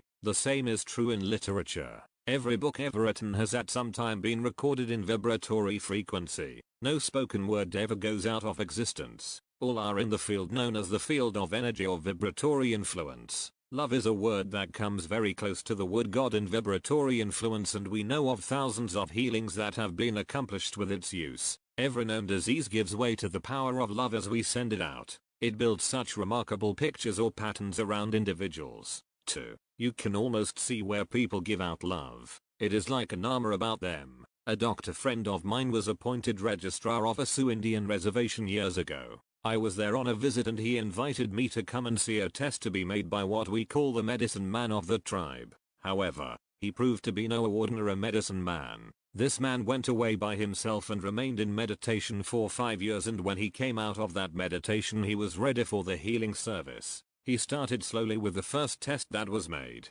He put his arm into a kettle of boiling water and selected a piece of meat from that kettle. The hand came out unharmed. I knew this man for over 2 months after this test, and there was no evidence whatever of any harm to his hand. In the second test, he stood quietly, at a distance, before 3 of the best marksmen of the tribe, Dr. N, and I took the bullets out of the cartridges. removed the powder and put in new powder, so that we knew there was no fake about it. Each one of those bullets flattened on that man's chest. I still have 2 of those bullets in my possession. After this man took his position in the teepee, anyone with any deformity, disease or illness who came to him would leave completely healed. We say that repeatedly. I become well acquainted with him and asked what his expression was, and he replied that it was similar to the way we expressed divine love. That man is still living and he has gone on with his great healing work. We never read about him in the papers. He lives in absolute retirement and never comes out to talk about his work. He once said, "It is my place in life to give to people every attitude of love that I can express, and thereby I receive my great reward." There is a Sioux Indian that very few people have ever heard of, performing a true service of divine love, silently, selflessly, in Texas. A number of years ago, I heard stories of a little girl, 5 years old, who was a natural healer, through love. I went down to meet her and her mother told me that the child was always telling everybody that she loved them. She would say, "I see that love all around everybody and around myself." Whenever she heard of anyone who was ill, she would ask her mother to take her to them, and in almost every instance where she was taken into the room of the sick person, that one would get right up out of bed, perfectly well. That child has gone on to develop and she is doing a great work today. There are many such instances. I knew a child in Holland. In Holland they have a red clover. It stands up about 15 or 16 inches above the ground, with beautiful blossoms. The clover is just about level with the porch floor of the farmhouse. I was visiting there one Sunday afternoon and we were sitting on the front porch, when the child walked right out across that field of clover for about 30 yards, right on those heads of clover. She never touched the ground with her feet. She just walked out, turned around and came back and stepped onto the porch. We asked the child how she accomplished that. She said, "I don't know. I just give love to everything. I love that clover and the clover holds me up." And we found that she did. She talked about her playmates and said that she loved them all and they loved her, and so nothing could happen to them. I knew this girl until she was 21 years old. She moved to Belgium at that time and there I lost track of her. Her father told me that the only word he had ever heard her use was love for everybody, and that love heals. Each one of us can do the same thing. It is so simple to radiate that great love out to everyone, even as those children did. When I was in Spain, at one of the largest copper mines in the world, a Russian family with a little girl 11 years old moved over there and the father was working in the mine. They told me their child had what was known as a healing touch. She would put her hand on a person and say, "I love you and I love you so much that your illness has passed away. It is gone. I have filled that space with love." And we found that to be true. In the case of the deformity, the body would become absolutely perfect. I saw a person in almost the last stages of epilepsy. This girl put her hand on that individual and said, "Your whole body is full of love and I see only the light." In less than 3 minutes that malady was gone completely. The light and love emanating from her being was so powerful we could actually see it and feel it. When I was a small boy I was playing with some of the children just outside our home in Canada, India. Darkness was approaching very rapidly, for in that country there is no twilight. One little boy picked up a stick and hit me across the arm and broke both bones and my hand fell right back. Of course, at first it was terribly painful and then my thoughts went to a statement I had been given by my teacher. Go into the darkness and put your hand in the hand of God, for that is better than a light and safer than an own way. The light just surrounded me and almost instantly that pain vanished completely. I climbed up into a great banyan tree, to be alone, and the light still surrounded me. I looked at it as a presence but I'll never forget the incident and, as I sat there alone in that tree, that hand righted itself. I remained up in that tree all night. The next morning there was no sign of a break except for a ridge around the 2 bones which had been broken. Now my parents thought I had been cared for and put to bed by the servants. When I told them next morning what had happened they couldn't believe it and took me to a doctor immediately. He said the bones had been broken,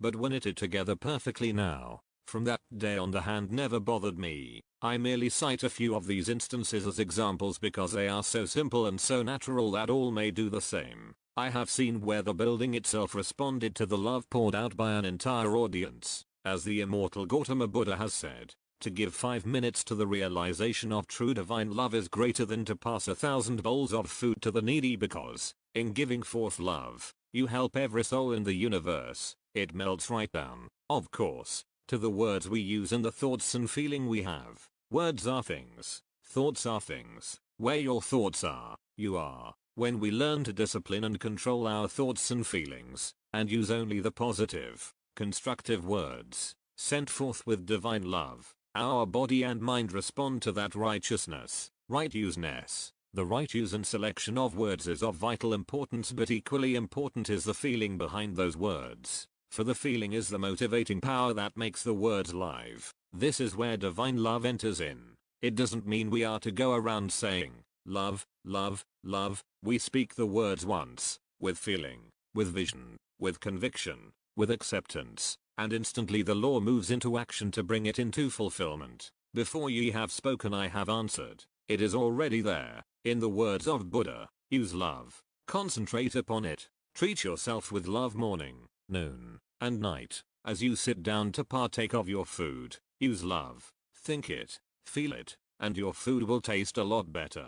There are many gems given forth by Buddha which have never been printed. The poet, Tagore, used many of them in his writings. He was a man who knew how to use and express love. He knew it. He is. Love is far the most important thing of all. It is the golden gate of paradise. Pray for the understanding of love. Meditate upon it daily. It casts out fear. It is the fulfillment of the law. It conquers multitudes of sins. Love is abundantly invisible. Love will conquer all. There is no disease that enough love will not heal today. No door that enough love will not open. No gulf that enough love will not bridge. No wall that enough love will not throw down. No sin that enough love will not redeem. From the cloud of the unknowing, questions and answers. I know a doctor who spent 7 or 8 years in India. When he returned to this country he challenged the county medical society. He asked them to present their test tubes containing the most virulent typhoid and other germs. He drank an amount sufficient to kill a young army and nothing came of it.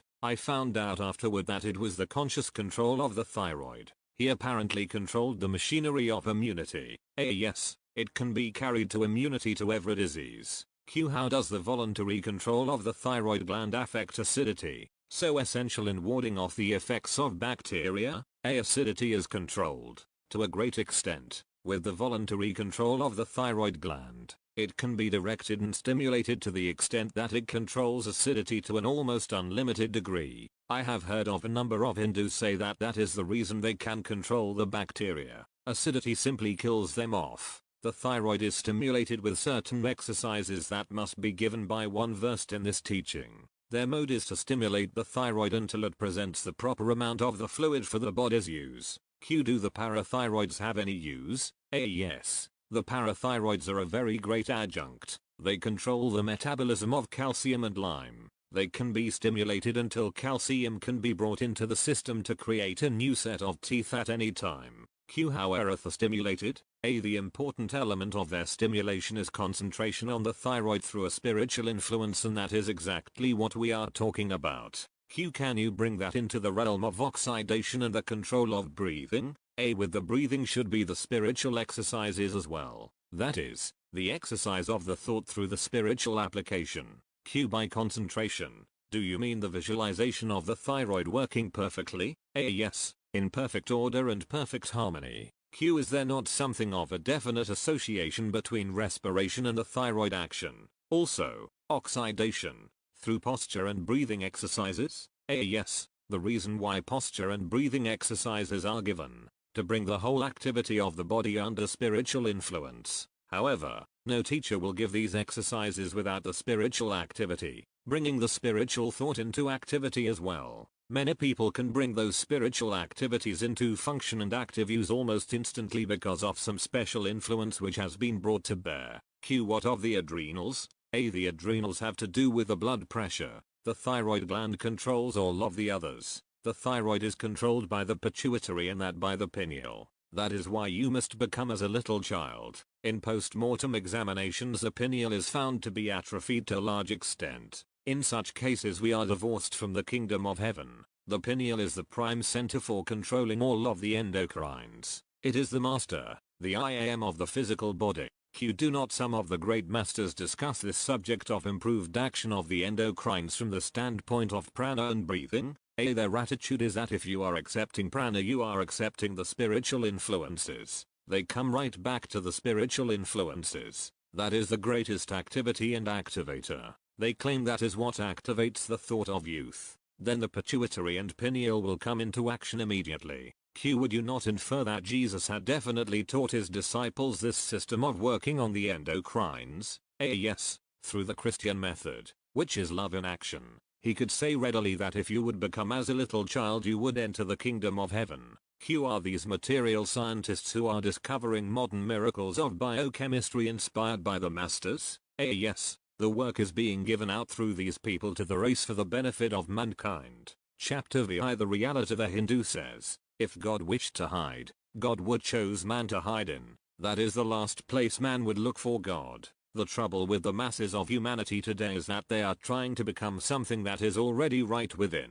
We are seeking and searching everywhere outside ourselves for God, attending countless lectures, meetings, groups, reading innumerable books, looking to teachers and personalities and leaders, when all the time God is right within. If mankind will let go of the trying and accept that they will soon be perfectly aware of the reality. Jesus told us so many times that there is no one any different from another, that each is a God being, with all the potential attributes and qualifications. We have set Jesus aside for so long, thinking that he was in a different category than ourselves. He is no different. He never claimed to be. He goes about assisting mankind all of the time. He is no mythical character any more than we are mythical characters, and in no way did he ever claim to be able to perform a miracle. They were not miracles. They were merely the fulfillment of natural law. That has been proved today. They were natural occurrences that must and will transpire for anyone if we fulfill the law. Each one of us is capable of mastering every one of the so-called difficulties we are working under, and the moment we let go of them, they cease to exist. That may seem incredible to many, but it is an absolute fact. We bring these things upon ourselves by our own transverse thoughts. Supposing those thoughts, those words, never belonged to us, that we had never heard of them, that they had no existence in our vocabulary or our world. We know of 4 different languages today where there is not a negative word in the language. There is not a word in the past tense, or a word in the future tense. All is here and now, accomplished. If we could realize and accept that, we would soon rise out of our negative conditions. It is the name that we give a thing and the feeling with which we release it. Negative words, feelings, conditions have absolutely no power except what we individually give to them. The moment we cease feeding our energy into them, they no longer have life, and thus they cease to exist. We have proved conclusively today that because of the word God registered in the Bible, that book has maintained as it has. It has the greatest sale of any book in the world today. Now if that word will maintain a book, an inanimate thing, what will it do through our use of it through our own body form? It is not necessary to go around repeating the word God, God. Just send that word forth once with definite, sincere meaning and qualified with what that expression is intended to bring about, and you will never have to repeat it. Why? Because you are right in that very soundtrack of vibration that sets up every response to your statement. That is the reason the Bible is maintained and we carry on with just that one word with its emphasis. Then the important thing is not to negate it but hold positively to the fulfillment of our statement. Now certain individuals in India will go around with their hands up in the air saying, Om Mani Padmam. In a little while the hand grows there and they can't bring it down.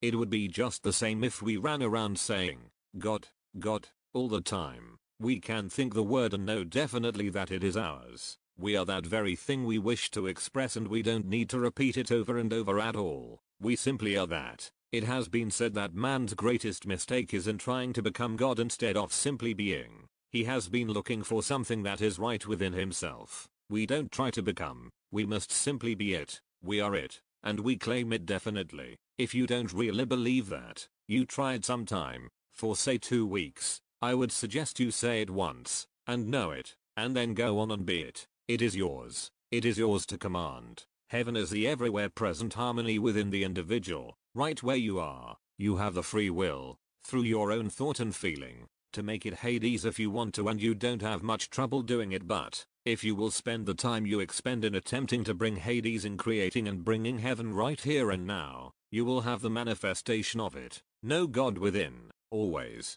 There is the greatest blessing for humanity. See the other fellow the same as you see yourself, the Christ in every face. This is our greatest privilege. Not only that, it is the greatest training for us just to see the Christ in every person we see or know. It takes only a moment to realize that in every company you are in, and you will find it is a marvelous thing. Soon you will come to realize and accept the Christ within each and every one. We are all the same, in his likeness, always. Referring again to negative words, thoughts and feelings, we know of 2,500 people today who are associated together, who have traveled on every known means of conveyance and over thousands and thousands of miles, and they have never had an accident. Most of these people are right here in America, where the association had its inception. It was started by 4 people. You are in control of the storms. You are in control of the atmospheric conditions. Every one of you. You are in control of every natural element. It doesn't matter what it is. You are master of it,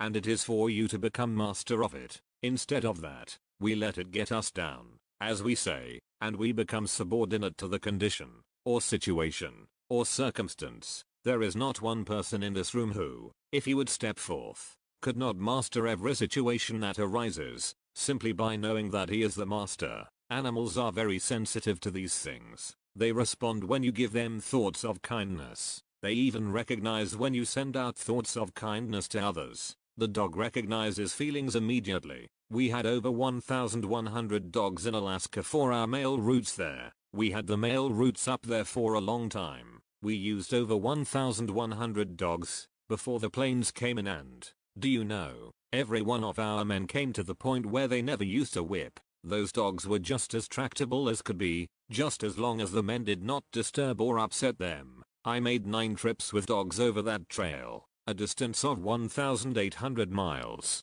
Twice I never changed a dog, and still those dogs came through in very wonderful shape. Everybody asked how I did it. I just let the dogs alone, urged them on, told them that they were alright, going ahead doing fine, and so on. The other men began doing that, and it made a great difference. If you do not fear an animal or mistreat it but praise it and encourage it, it will respond wonderfully. The moment we use a negative word, we are taking energy from our body to keep it going. We hypnotize ourselves into believing that is a fact, and that hypnotic influence is what carries us right on to repeat it again and again. Now, if we no longer permit ourselves to become hypnotized by those negative thoughts and refuse ever to repeat them again or even to think them, they disappear from our worlds completely. If we would let go of old age, lack of eyesight, and imperfections in the body, these negative conditions would not register in the physical form. Our body is being renewed all the time, and that is really the resurrection. That resurrection takes place every 9 months throughout all of humanity. We put the imprint upon those body cells ourselves by our own thoughts, our own feelings, our own speech. We are our own betrayers. We betray the Christ with the simple word can't. Every time we use the word, every time we use a negative word, we betray the Christ within ourselves. Let us, therefore, extol the Christ, bless the body for its service, give praise and thanks for our countless blessings, and be the living manifestation of the law every moment. Questions and answers. Q. How do the Hindus look upon Jesus as compared with Buddha?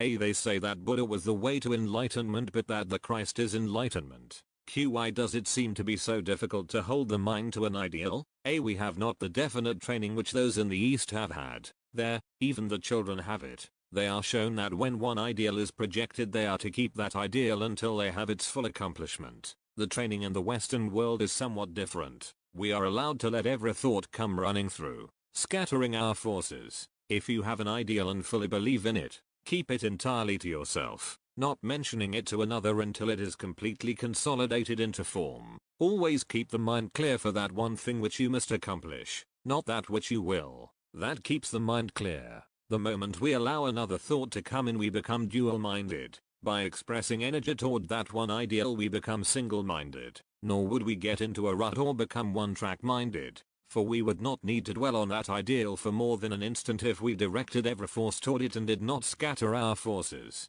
From then on, we simply give thanks that it is accomplished and that it is here and now. Q. Are we to understand that you personally saw and even shook hands with Jesus? A. Yes, and with many so-called masters. Those people do not claim to be different from you or me. Even the coolies in India recognize him as Jesus of Nazareth. There is nothing mysterious about it. The pictures show him as an ordinary man with a great light about him. There is nothing vague about any of these people. There is a very definite determination about them. They are vivid characters. Q. How is it that the ordinary coolie in India sees Jesus? A. The coolie has accepted it and lives with it, whereas we live in a condition in which we do not accept or believe that he exists. Now I have no psychic sight whatever. If we deal wholly in principle, we cannot be misguided. Intuition is a factor and we must make it a knowing. Q. Why has Jesus not appeared often in America? A. He does not localize himself and undoubtedly works here as much as in India. Q. Did Jesus suffer physically on the cross? A. Number 1. So highly illuminated could not suffer physically. If he had not wished to go through that experience, he could have sent back the energy and it would have destroyed the people about to crucify him. He showed the way. Q. Did Jesus exist for a number of years on this earth after the crucifixion? A. We know of no withdrawal from the body on his part. He lives today in that very body. That body is observable by anyone who comes in contact with it. Q. Do you mean that an individual known as Jesus of Nazareth has appeared in this country? A. Yes. Naturally, if we do not call him by that name, he will not be here to us. Q. Is it through some special consideration that you are able to give out the teaching of the masters? A. We are not privileged in any way over you yourself. When asked if there are masters in the United States, they reply that there are over 150 million masters here. Q. Would Jesus appear here if we needed him? A. He is always where he is needed. When he said, "Lo, I am with you always," he meant just that. Q. Does Christ mean the principle of life? A. It means the God principle flowing through the individual. Chapter VI. Mastery over death. Dead yogi still lives. Read the headlines in the Los Angeles papers. In reporting the passing of Paramhansa Yogananda, founder of the Self-Realization Fellowship in Los Angeles, California, mortuary technicians today revealed that amazing story of Paramhansa Yogananda as his body lay in state at Self-Realization headquarters here. They say his body is still not technically dead 20 days after his death. The mortuary director of the cemetery declared that the body of Yogananda, who died during a speech at the Biltmore Hotel, was under daily observation by his staff from the 7th of March to the 27th of March, when the bronze casket was sealed. The absence of any visual signs of decay in the dead body of Paramhansa Yogananda offers the most extraordinary case in our experience, said the mortuary director in notarized letter to Self-Realization Fellowship. Now in reference to Yogananda's body, that was not a miracle. We have seen bodies that have been lying in suspended animation. It has been claimed, for 600 years, my great-great-grandfather observed such a body a long time ago. That is just north of the line between Kashmir and the Pakistan of today, and it has been there ever since. That body, of course, was laid down as a sign of the displeasure aroused in India, first by the Mohammedan invasion, then child marriage, and also the deep caste system that invaded India. It has lain there ever since. It is about 14 years since I last saw the body. Also, I was in the vicinity during the First World War. At that time there were about 200 British soldiers trapped in the mountains north of this place and they asked for safe transportation through this country. And as they came out into India again they observed this body. The captain had spent a great many years in India and had a great respect for the Hindu people, and they also respected him. He explained to his soldiers that, if they wished to observe this body, the company would halt here to see it, but they must give their word of honor that they would not attempt to touch the body, thus conforming to the wish of the people in that community. So many people have gone to view that body that the flagstones that lie around the canopy where this body is lying are worn through. After the soldiers had seen the body, they moved on a short distance and made their camp for the night. After the camp was ready, one of the sergeants asked the captain for leave. I had this directly from the captain. He said to the sergeant, "I believe I know what you wish to do. You are going to attempt to touch the body. Now, unless you give me your word of honor that you will not attempt to touch it, I will refuse you the leave." The sergeant gave his word. He got his leave, and went up to observe the body. At that time the officers carried what is known as a little quirt. He walked up to the body and attempted to touch it with that quirt and he fell dead. The captain told me I was the first one to be notified and, of course, my first thought was that someone was watching and had shot the man in revenge. But the captain said he went there immediately and made a thorough examination of the soldier's body and there wasn't a mark on it. This experience was reported to the War Department in London and is on file there today. In our laboratory we have made experiments with the condition called death. The tests have not been our own developments but have been carried out by a camera taking thousands of exposures a second. An image is imposed upon a running point of light. When photographed, the film records an assembly of points of light from which we get the completed image. This is then reproduced under high magnification and slowed down until it can be thrown on an ordinary screen. It can then be X-rayed, showing the complete formation of a life element. Many have come to us with a malady where they knew they had only a few more hours to live, volunteering themselves for observation. A physician in charge observes the time when what is ordinarily described as death take place. A scale records a loss in weight of about 11 ounces. The light emanation from the body is shown just above the scale. Today we know the life element has intelligence, movement, and volition to the extent that if we put an interference over it, it will go right up through the interference. It will go on up through the ceiling. We have checked this by variously placing 4 cameras. When a camera on the floor lost it, an upper one picked it up and showed that there was still evidence of the emanation of energy. We put the interference over it again and moved it to the side. The emanations went through the wall. When the camera on one side lost the emanation, the camera on the other side picked it up. We built a cone-shaped interference of aluminum, lead foil and asbestos to fit down over the body in an attempt to prevent the life element from escaping. In 3 instances, in less than 1 minute after we had closed the interference, the body came to life. When that life returned, the body had no semblance of the disease which it had before and it was evidently immune to that disease. We do not know why. We have a group experimenting with it now, and we look into the future when it will be shown that the reason why the life element has taken on a greater energy is so that, when it returns to the body, new conditions will be established. The 3 of whom I spoke all had the Black Plague. One of them now goes out to work with the Black Plague to show that he is immune. One is afraid of it and we have not urged him to go out, yet it is 7 years since the change and he has never contracted it again. The 3rd man has no understanding at all of what we are doing so that he is of no help. Before this life element leaves the body we can show that the vibrations are so loud that the life element cannot remain. It is crowded out completely, but, when it is crowded out, it has the volition that has been created with it and it begins to assimilate energy. Thus in a very short time it can assume a new body under any conditions. We cannot say positively that this is a fact but we believe that many bodies are reassembled in from 1 to 3 hours after the experiment of death. In the case of the body lying in suspended animation for 600 years, it was suggested that this man was actively functioning in another body. We finally came to the place where this man was living in his supposed second body. We took his photograph and compared it with the one of the body in suspended animation and there was an exact resemblance.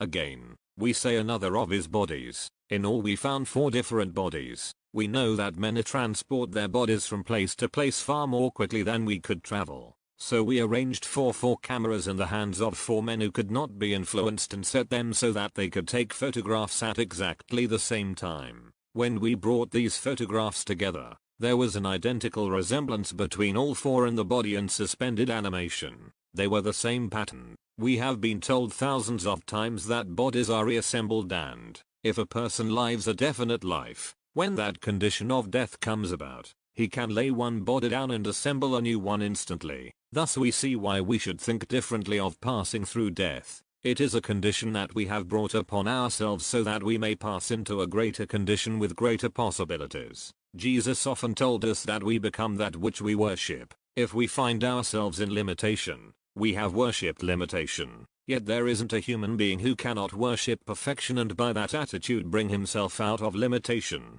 It is said today that the human body can resist any condition. If we stand with thought directing the God principle, we bring into play the power that surrounds us and so consolidated that nothing can touch us. Perfection is always in existence, is always active and, when we stand one with it, it operates instantly. In many instances we see the very light emanating from the person's body, and when photographs are taken the light can be seen in the pictures. Light is life or that medium in which life exists. It is quite evident that if, instead of placing old age as the goal, as we do, we placed youth there and stepped forward in determined, positive attitude, we would accomplish that state. Men and women today are achieving eternal youth. Many Eastern philosophers say, If you would worship youth, beauty, purity and perfection as definitely as you worshipped old age, you would accomplish that condition. In fact, you could not do otherwise. This is not, by any means, to decry old age,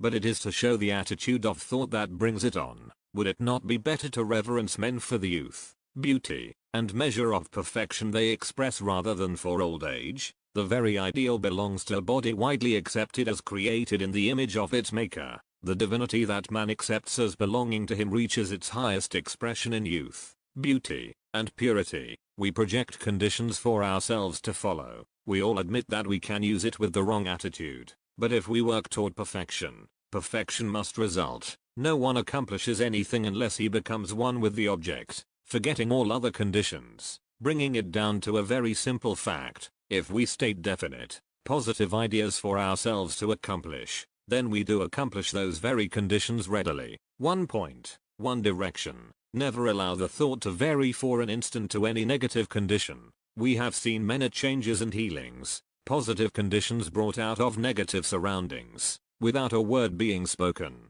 This has been evidence to us that the principle does manifest with every attitude of positive thought, but the thoughts must always be conclusively positive. Those who have developed the power to accomplish these things at will we know as masters because they have mastered the forces of nature. They do not deal with conditions as if perfections were a rare phenomenon. Perfection is a natural state which may be attained by following natural conclusions. Always, this body is indestructible. We ourselves allow this body to be destroyed. The very thoughts and feelings that we impose upon the body are the creators of age, disease, and disintegration. It is well known today that every cell in our bodies is renewed in less than a year. One of the greatest fallacies ever imposed on humanity is the 70 years and 10. We know men and women who are over 2000 years old. Now if one can live 2000 years, he can live for eternity. That is exactly what Jesus meant when he said the last enemy to be overcome is death. Jesus taught that the Father is the principle by which humanity might accomplish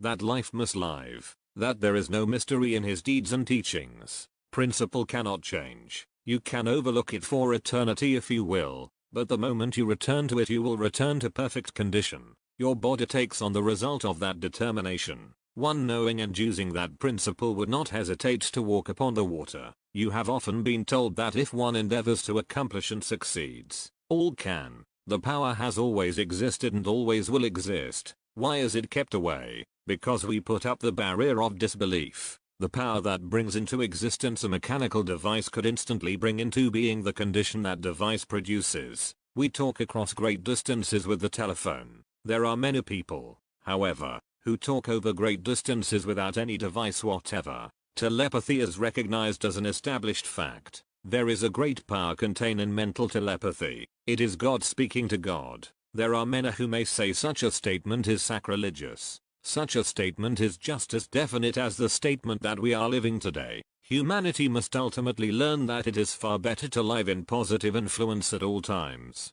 Then we will take the great step forward. These are not conclusions of our group alone. Many people and groups are working along the same lines. Use of these facts will bring us into complete harmony, complete unity, where man has accomplished. Now it does not make any difference whether the body of humanity believes these things today. The facts are evident. When Jesus said he had overcome death, he spoke truly. Thousands upon thousands today, seeing the truth, will know that this body is immortal, pure, perfect, and indestructible. The mystery is gone and we are on the threshold of complete understanding. Questions and answers. Q. Do you know of anyone other than the masters who has attained complete mastery over old age and death? A. Yes, many people have accomplished this. You yourself may do it. No, you are a master of it and you are. I have seen people come right back. I know probably 60, who were grey-haired and old in appearance. They let go of all thoughts of birthdays, all thought of age, and today they look about 40. Q. What can we do with children when they go to school where they are taught one way, the church another way, and we teach truth at home? Will they not be confused? A. You can help your children so they will not be confused with the truth. You can give very simple statements of truth to your children and they will take them and they will go deeper than any other statements. That is, the Christ is right within you. You will see what the children will answer finally about it. Children, many of them, have a greater measure of perception than adults realize. Q. In volume 3 you state in effect that we can raise our vision just a little higher and literally see Jesus, if our attention is turned within. A. When you see the Christ, you will know that it is the same as Jesus, and that Christ is in everyone, every place. When you become associated, Q. Have you actually seen and conversed with Jesus, or was it a mental apparition? A. No, it was not an apparition. The man is living and real, and we can photograph him just as we can photograph you. Q. Man being essentially a spiritual being and constantly seeking the light, how will he be able to recognize truth in our modern age when there are so many different beliefs and teachings and so much opposition? A. Man is spirit. It doesn't matter what opposition we put up to spirit. Man is, always. There is no opposition to that. Only our thoughts are in opposition. Q. Is it true when we call on the Christ for help that he is with us and that he hears? A. These are his words regarding this. Call upon the Christ within. That is nearer to you. That is you. Call upon the Christ within. He doesn't mind our calling upon him because he is working all the time with humanity. We make the error of looking without for the Christ. First call upon the Christ within, always. Then it extends right out to the whole universe, and whatever we call for is ours. Chapter IX. The law of supply. The repetition of mantras is hypnotic, and people set their own limitations by leaning on the power of affirmation. The moment we say, I want a certain condition, we have barred the way to much good that we did not recognize and have opened but one avenue of expression. Unless the statement were in accord with the fullness of an expanding life, the realization might take on a form not anticipated. The very emphasis on want may aggravate the need instead of granting supply. The moment we put up a bar to the free flow of substance by a limiting statement, we hinder the perfect expression of God's abundance. What is the great expression that brings all things? I am abundance. This statement opens every avenue of expression and closes none. It recognizes the presence of God in all things and conscious unity of the self with the source of all good. You will find that this was the teaching of Jesus. It was abundance always, with no limitation whatever. I am knowledge. I am harmony. Use of these expressions will vitalize the energy in the body so that there results a new awareness of the abundance of knowledge and harmony. Nor is the energy depleted through free use in daily life. But if one has abundance, others must have it. As we assume that attitude, we shall come to know that if one does not have abundance, none can be prosperous. If we believe we are not prosperous, it is because we have isolated ourselves from this freely flowing abundance and built up the idol of lack. We have made believe we are just a part of the whole, but everyone is merged in the whole because there is completion only in that unity. If one were out, it would not be complete. The moment we realize our unity with a completed condition, we find that we express it outwardly. Worship of God with all our hearts and all our strength frees us from conditions of limitation. No one need be isolated. It is possible to realize that sense of union with God's abundance right now. The first determination must be an effort to get rid of the individual sense of limitation that we ourselves have built. There are several rather definite steps that must be taken to free the self from limitation. There is no situation that cannot be conquered. Happiness, prosperity, and abundance belong to all. The greatest bar is the lack of acceptance. When the rabble scoffed at Jesus, did he pay any attention? When he saw people searching for things they thought belonged to them, he told them to stand still and see the salvation of the Lord. He went on to explain that man is the Lord of all creation.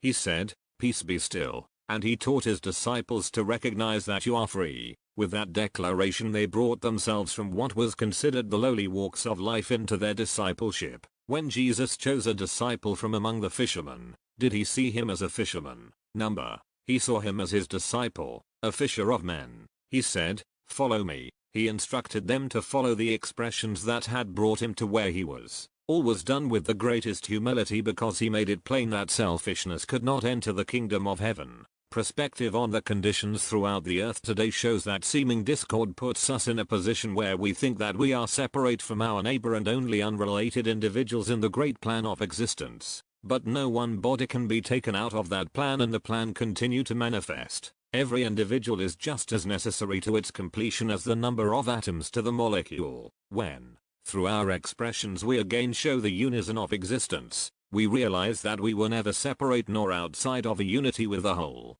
Jesus taught in simple terms that the object of this life is not death but a greater expression of life. Everyone is a unit in the whole principle, operating in harmony, where every individual stands in his own domain, completely in accord. For that reason you will find, if you go through the simple teachings of Jesus, that he put forth the declaration, I am God, for every individual to use. That is not part of the principle but the principle itself. Religious doctrines have all too often emphasized theory instead of practice. Repetition of such an attitude limits our understanding of truth to the physical things, and we lose the spiritual significance. When Jesus was asked regarding the answering of prayer, he said that the reason prayer was not answered was that the asking had been amiss. You will find that if you stand definitely with a positive declaration, you will not need to use words at all. The moment that you realize within yourself that abundance already exists for you, at that very instant the condition manifests for you. Then you do not need outside suggestion. You are in perfect harmony with principle.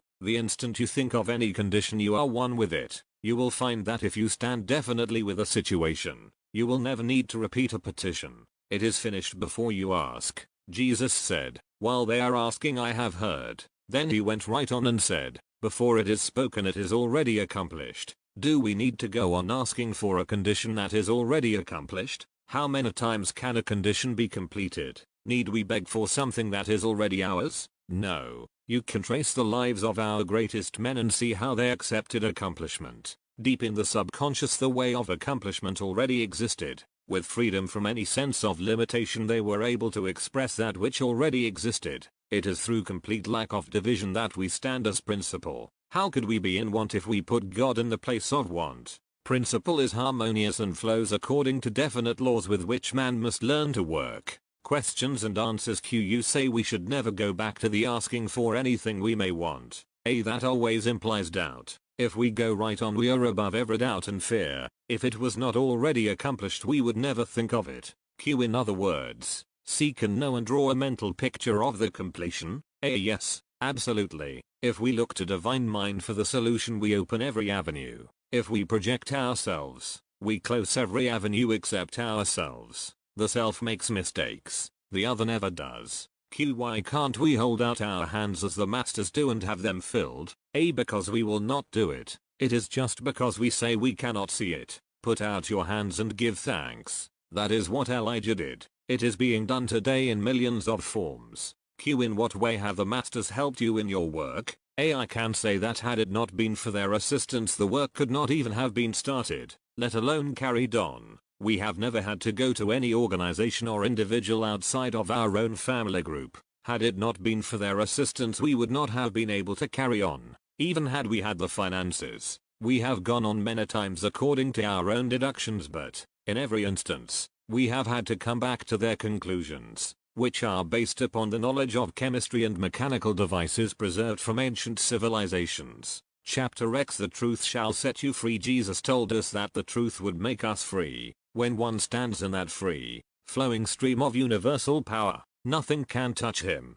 let alone hinder or stop him. The Christ is God flowing through the individual. One standing in that attitude has everything to use and all the principle flows through him. Why has this power become static, inactive, and non-responsive in so many of us? Only because of our own attitude toward it. Each individual's attitude of thought can completely check the utilization of it, even though it continues to flow in universal abundance. When one is aware of this power flowing through him, he can give conscious expression to it. When Jesus made the statement regarding his unity with the Father, he knew that all humanity could be as he was and is. The truth frees us from any negative condition in which we may be involved. We alone bring about those negative conditions, and we alone can free ourselves from them by changing our thoughts. Jesus knew the science of expressing that freedom. He knew that humanity would go on to greater and greater accomplishment as more individuals grasped the truth. We are just beginning to realize our possibilities. All through the scientific world, changes are coming about.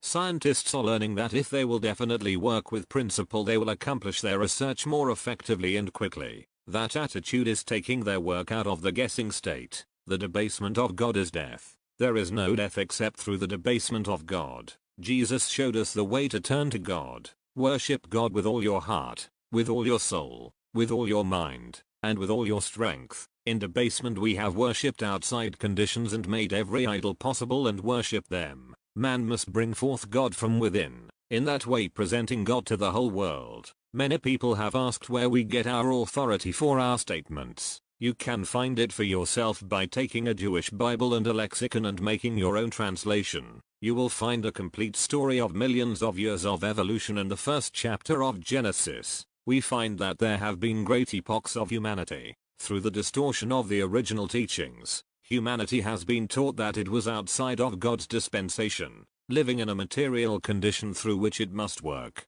But God never cast man outside of himself. Man himself has built the illusion of mortal existence wherein God must be won by prayer and acceptance of religious formalities. Yet, no matter what attitude we take, we cannot alter perfection. It stands preeminent. It does not matter to principle into what form you build this body with your thoughts. You do not alter principle in any way by building what you think of as an imperfect body. We can entertain all the doubts we wish, but someday the truth will sink in. When we drop all our doubts, we are back in perfection where we belong. Jesus told us that we are our own saviors. How could a completed love forgive anything? How could a completed principle forgive anything? It is only that we forgive ourselves from this separation. This great race of today is right at the point of accepting the great order of the Christ in the individual. Can't we see that if we turn completely to the Christ principle, presenting the Christ-like attributes instead of destructive thoughts, we should become so aware of this great condition that we would change the nature of all humanity. We are face to face with it now. When we accept, we shall know it as we are known. This great period in which we are today is the completion of the cycle where the Christ stands forth again dominant. The Christ always stands as the conqueror. The entire Bible is the complete bringing forth of that condition, pointing right to this time, with the Christ coming forth, meaning that every one of us presents the Christ. The moment we accept, this body becomes a light body, then we begin to use the power of which we have been unaware for so long. We have now passed through the so-called golden age of the natural philosopher, which reached its climax about 150 years ago. We are now fully aware of the wonders of nature and its projected perfect divine plan, and that divinity is within every unit of all humanity, also in every tree, every plant, every flower, as well as all vegetable life. While the minerals have life, they were formerly under an entirely different sphere of existing influence. As all of humanity learn to use and bring into active control all of their mind faculties, they will find that there is within the mind every ability to control and fully create and bring into existence every atom and every planet. All substance then creates all substances into being. This factor is the supreme intelligence or God intelligence, which moves upon and through all things and is the creator of all things. Man has stood in this Godhead for eternity, the actual ruler and creator of all things. But as one begins to deviate from this great and noble plan, then that thought may create a bug, a worm, or a vicious thing to move about and torment humanity and even destroy himself or a portion of humanity. But even if millions do use thoughts adversely, those thoughts will in no way affect the entire plan. They may apparently affect a seeming large portion of humanity, yet the full God balance hold all in complete accord and unfailingly to the original plan, so that no atom is misplaced. Then is it difficult to conceive how all come from the one cell as that point of infinite intelligence of humanity, that infinite divinity, rules all supreme over all and through all things? This infinite intelligence was ruling long before the universe began to appear as being. Then let us worship that great intelligence as the one and only cause, and ourselves as that very thing, as this will eventually bring us into a clear understanding of it as well as of all things. Unless we cling tenaciously to this and accept it as absolute truth or fact,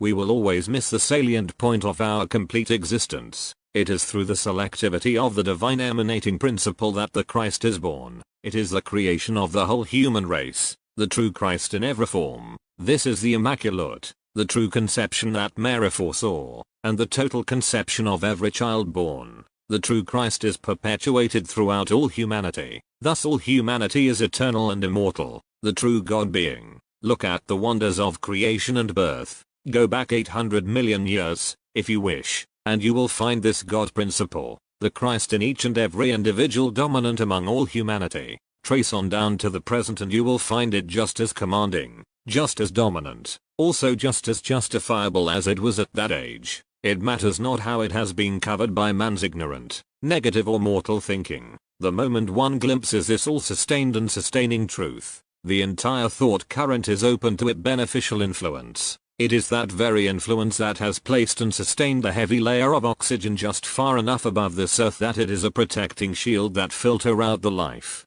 giving rays from the sun and lets just enough come through to maintain life upon this planet. Just as soon as humanity sees this great beneficent action and what it means to each and every individual, then will the Christ principle again sweep through all humanity, and they will see the one supreme God intelligent principle that governs justly, wisely, and completely. There will be no more of the setting up of false gods or graven images. This complete truth or unity of purpose is never deviated from by storm or condition of emotion. It just stands steadfast above the storm. This great calm is in no wise affected, for, again, as we open our thought to its influence and just let it flow through our entire being, our thoughts are so saturated by its deifying influence that we soon find our mind is really at home again, and we are one and the only instrument that has completely transcended time and space. We have arrived again in the beautiful garden of God intelligent principle, at home right here on earth where the beauties of all heaven really do and always have existed.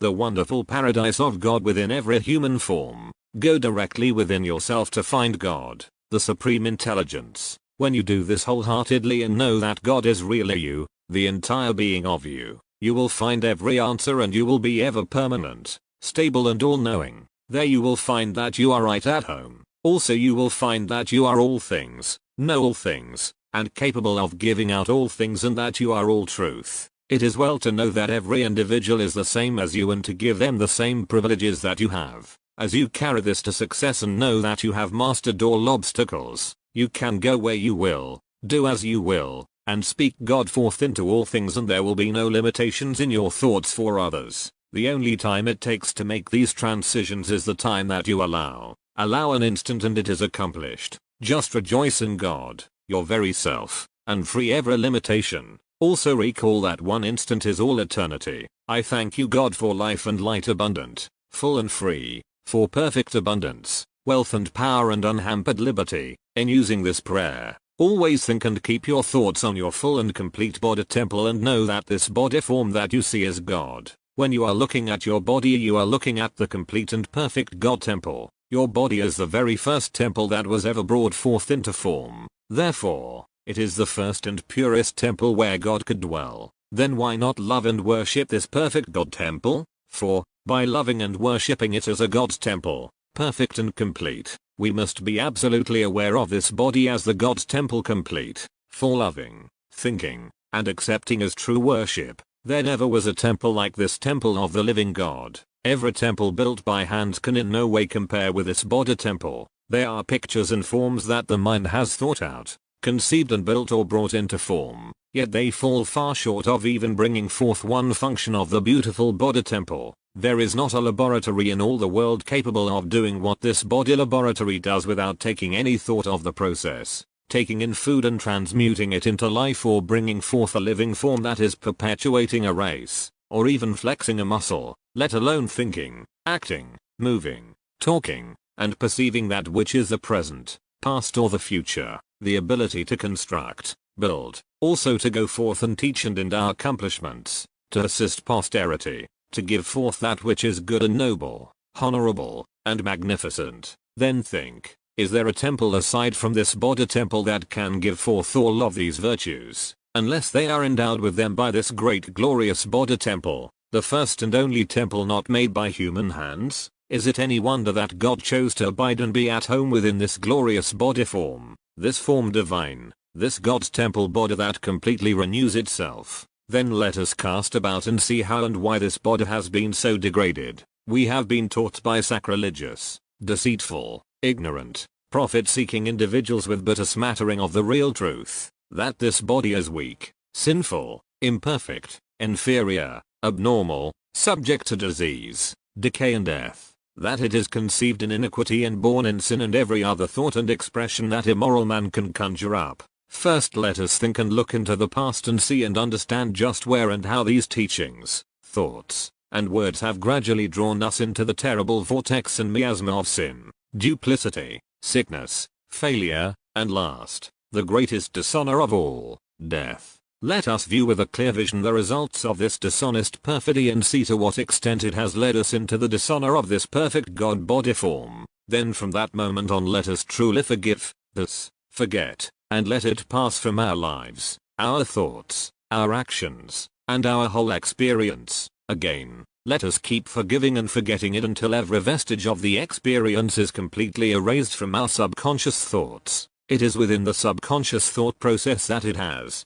by repetition, been engraved as in a photograph, through vibratory influence, until it repeats to us these records over and over, again and again, until we believe they are true. The photograph of yourself or any friend or individual is but the record of the vibration of that body form. It is in this way that the thought forms or the forms of the spoken word in vibration are recorded in the subconscious, and it has the ability to repeat to you. Then let us think just for a moment how we have trained ourselves to accept and believe and worship these degrading untruths. Then let us think or suppose, just for a moment, that we had never heard or been taught these words of untruth and that they had never been lodged into our vocabulary. We would never have known them, accepted or learned or believed or worshipped them. If we are capable of learning them and believing them, we are far more capable of unlearning them by demanding that they leave every time they come up or are repeated to us from the subconscious. Just say to them, "You are completely forgiven, so leave me entirely alone."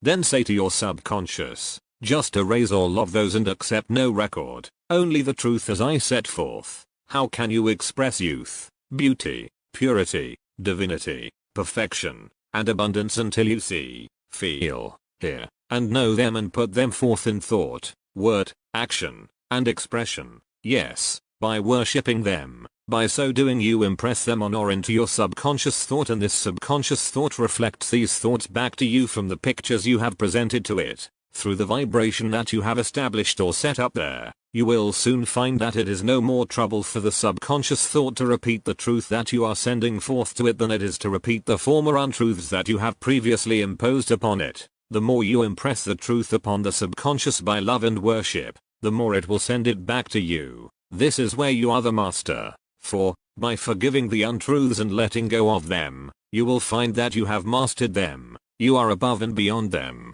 They are forgiven and forgotten. You will find by talking to your body, the subconscious of you, and knowing that what you are saying is the absolute truth, it outpictures. For, if this that you are telling your body is not the truth, you would not have a body, you would in no way be able to think, act, move, speak, feel, see, hear, breathe, or live. Then the greatest privilege in the world is to know that all are the same and have the same power that you have. That they, as well as you, have the same powers, and that they, as well as you, have never lost that power. They, as well as you, may have perverted their thoughts about that power, but those perverted thoughts have never in any way changed or diminished that power. For, when we change to true thoughts, words and actions, we find that power flows through our body and we readily feel the glory of its response. Yours is the power to do this completely. You have given limitation dominion over your thoughts. Simply break that shell that you have allowed yourself to be encased in and you are freedom itself.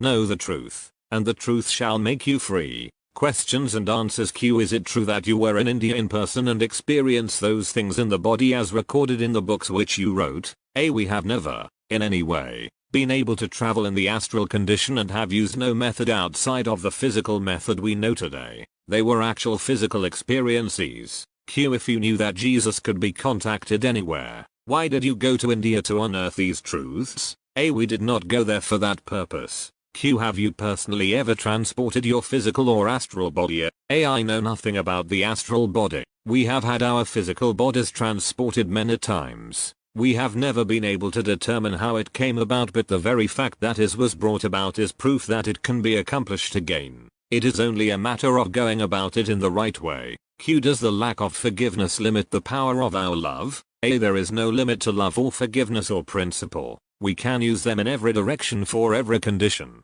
Just let go of the condition and revert back to the principle. The moment we have forgiven, we are right back to principle. Chapter 11. Men who walked with the master. I think many of you have planted seeds or set out plants and loved them and watched them grow. Plants will respond very readily. Luther Burbank never sent out plant from his garden unless it responded to his voice. George Washington Carver did the same thing. I worked with George Washington Carver and I knew Luther Burbank from the time he was 6 years old. Luther Burbank always said, and it disturbed his mother and father very much because they did not understand it, that Jesus worked with him all the time. One Sunday afternoon he walked with his father over to visit a neighbor. They took a shortcut through the fields and passed through a potato patch, as children will do. Little Luther Burbank ran ahead. It was at the time when the potato blooms were ripening. One stem was standing up a little higher than all the others and Luther stopped to look at it, and his father said when he came up that the flower was waving back and forth, and the boy said to him,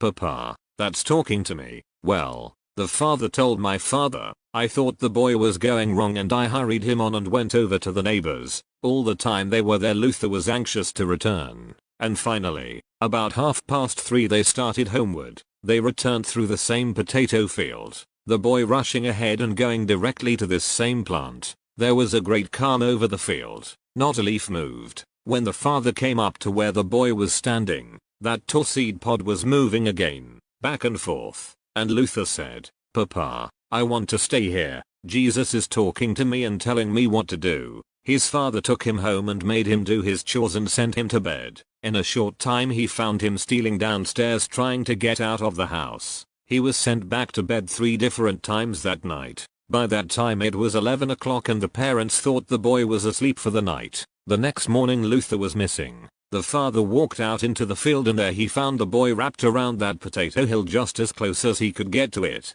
sound asleep. When he was awakened he said, "Papa, Jesus talked with me all night long and he told me that if I would watch that little bulb until it ripened, take it and preserve it and plant the seed the next spring, that when it developed there would be one potato there that would make me famous." And that is just what happened. Luther Burbank also worked with the cactus. He took the prickly pear and put it into a glass cage where it would be protected. For 5.5 months he sat before that case 1 hour each day and talked to that prickly pear something like this. "Now you are protected. You don't need those spikes. Let them go." In 7.5 months the spikes had dropped off. He had the spikeless cactus. Luther Burbank used to say, "Why, I walk and talk with Jesus, and he with me. He teaches me. He tells me what to do." F.L. Rawson was a brother to Sir Orson Rawson, one of the great engineers of England. He was called in by the Daily Mail to investigate Christian Science and he did such a remarkable work that they were all astonished. His first statement was, "There is nothing but God in God's perfect world. Man is the image, the likeness, passing on God's ideas to his fellow man with perfect regularity and ease." One day when I was visiting Mr. Orson in London we stood at a window looking out across the street. In London years ago they used 2-wheel carts drawn by 1 horse. Construction work was in progress across the way and a horse pulling a 2-wheeled cart came down the street, halted, backed up. The driver went to the back of the cart, and suddenly, before the eye could catch what happened, the box turned up and tipped the whole load of rock right on him. F.L. Rawson's statement was, "There's nothing but God," and that man seemed to come right up through the rocks, and he didn't have a scratch on him. Another thing happened in that same connection. The horse didn't do something that suited him and the owner started to beat the horse. All Mr. Rawson did was to tap on the window to attract the man's attention. The horse immediately walked over and put his nose up against the window. F.L. Rawson took 100 men in 2 World War I and came out without a scratch on any of them, and they went through some of the most rugged assignments. He stood absolutely for that statement. There is nothing but God. We can go on and state almost indefinitely what happens as we take the right attitude toward a thing. Now we know that, if we stand off and look at a thing and say that is impossible, the very next thing you know somebody else will come along and complete that in a short time. That has been so with practically everything. Alexander Graham Bell was a good example. Our family knew him very well. He lived in Jamestown, New York. He walked 60 miles from Jamestown to Buffalo, New York to contact my father and his 2 brothers, who were bankers in Buffalo at the time, and asked them to let him have $2,000 that he might attend Boston Tech to perfect his instrument and install it in the Centennial Grounds in Philadelphia in 1876. They let him have the money. When the directors of the bank learned of the loan they came to my father and uncles and asked for their resignation. They were so sure Bell would never perfect his telephone. Booths were installed at the Centennial. People could pay a nickel, go into those booths and call up and talk to their friends in another booth. And that little device created such interest that it paid more money than anything else that was installed at the Centennial Exposition. You see, We close our thoughts and we lose the benefit of them. Alexander Graham Bell was really a wonderful character. The reason he didn't have any money was because he was always helping the blind. He spent every bit of his money he had to aid the blind. Dr. Norwood used to tell his little congregation that he would go for a walk out among the timber in back of the church, and there Jesus would join him and they would walk on and on, together. Dr. Norwood had a small church up in Nova Scotia at a little place where there were only 29 fishermen and their families in the village. Somehow, word of this got out and we heard of it and went up there with the idea of taking photographs. We took the pictures on a Bell and Howard camera with the ordinary lens, and we have those pictures today. Sometime later Dr. Norwood was called to St. Bartholomew's Church in New York City, and in less than 5 months that church was so crowded that they had to put loudspeakers outside that all who came might hear him. One Christmas season during a healing service hour at the church, Jesus was seen to walk out from behind the altar and pass right down the main aisle of the church. I talked to over 500 people who were gathered there and saw this happen, and Jesus' salutation was, "Prepare to put love forth to the whole universe." The Chelas in India have a very beautiful prayer which you will note is not a beseeching prayer. "I go forth this day in all things immersed wholly in God and God's abundance." The conquering Christ stands forth one with God's abundance and in every activity of this day. Now I know that I am God's supreme child. I move each moment of this day immersed in God and God's divine love. God, the great flame of love flows through every atom of my whole being. I am the pure golden flame of God. I pour this divine flame through my physical body. The conquering Christ salutes you, God, my Father. Peace, peace, peace. The great peace of God prevails. Chapters EI Credo. The goal is God. You can start your day with God by taking your first thought of God within your own form. Let me say that the goal is established and always has been established. You are divine. The divine image, God, the Christ of God, God men, God women. Let me also state that there is no thing or no one to compel you to think of these things. It must be a free will offering to your God self. God, I am united with universal life and power, and all of this strength is focused in my entire nature, making me so positive with God perfect energy that I send it out to every form, and I make it so positive that all may be transformed into harmony and perfection. I know that they are all in accord with infinite life and God, freedom and peace. My mind is fully polarized with infinite intelligent wisdom. Every faculty of my entire body finds free expression through my mind, and all humanity does express the same.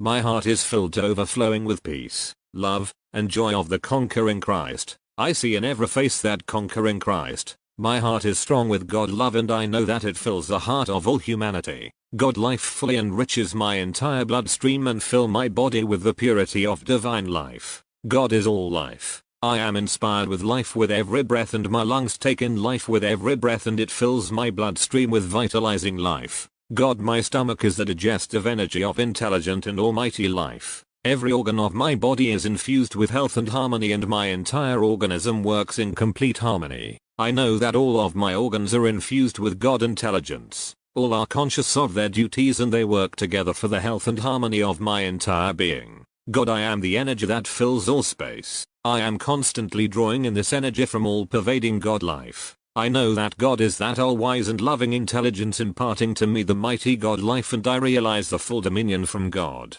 the indwelling presence in my complete body form. I praise God within for the healing perfection of life. All is life, and I allow all life to come into expression. The conquering Christ says, "My words are spirit and they are life, and if a man keep my words he will never see death." The intelligent Christ, the conquering Christ, sends forth abundance of love to the entire universe. Supreme mind is everything. I am supreme mind. I am supreme wisdom, love, and power. From the very depth of my heart I shout the glad thanksgiving that I am this sublime and exhaustless wisdom, and I demand that I draw it to myself and become completely conscious of this ceaseless wisdom. Remember that thoughts and spoken words are things. Shout the glad tidings of joy that you are free, completely free from all limiting conditions. Then know that you are free and go forth triumphantly free. I am reborn into the perfect power of the supreme mind of God. God I am. Let us walk among all people with the full realization that we exist to impart the joyous light of love to every soul.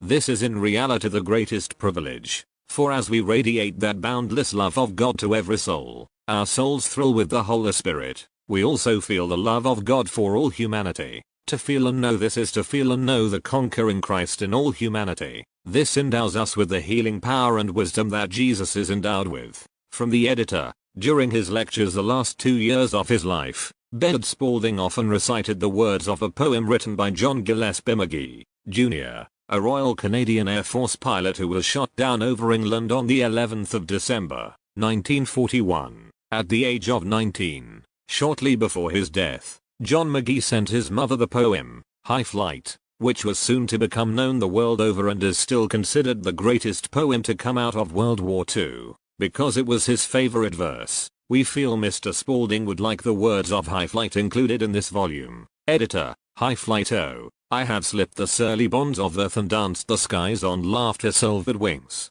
Sunward I've climbed, and joined the tumbling mirth of sun-split clouds, and done 100 things you have not dreamed of, wheeled and soared and swung high in the sunlit silence. Hovering there, I've chased the shouting wind along, and flung my eager craft through footless halls of air, up the long, delirious, burning blue I've topped the wind-swept heights with easy grace, whenever lark, or even eagle flew, and, while with silent, lifting mind I've trod the high, untrespassed sanctity of space, put out my hand and touched the face of God. I thank Lynn Avery, Christy Gray for taking the time and love to type this volume for me. I have proofed it. Pamela Parnell.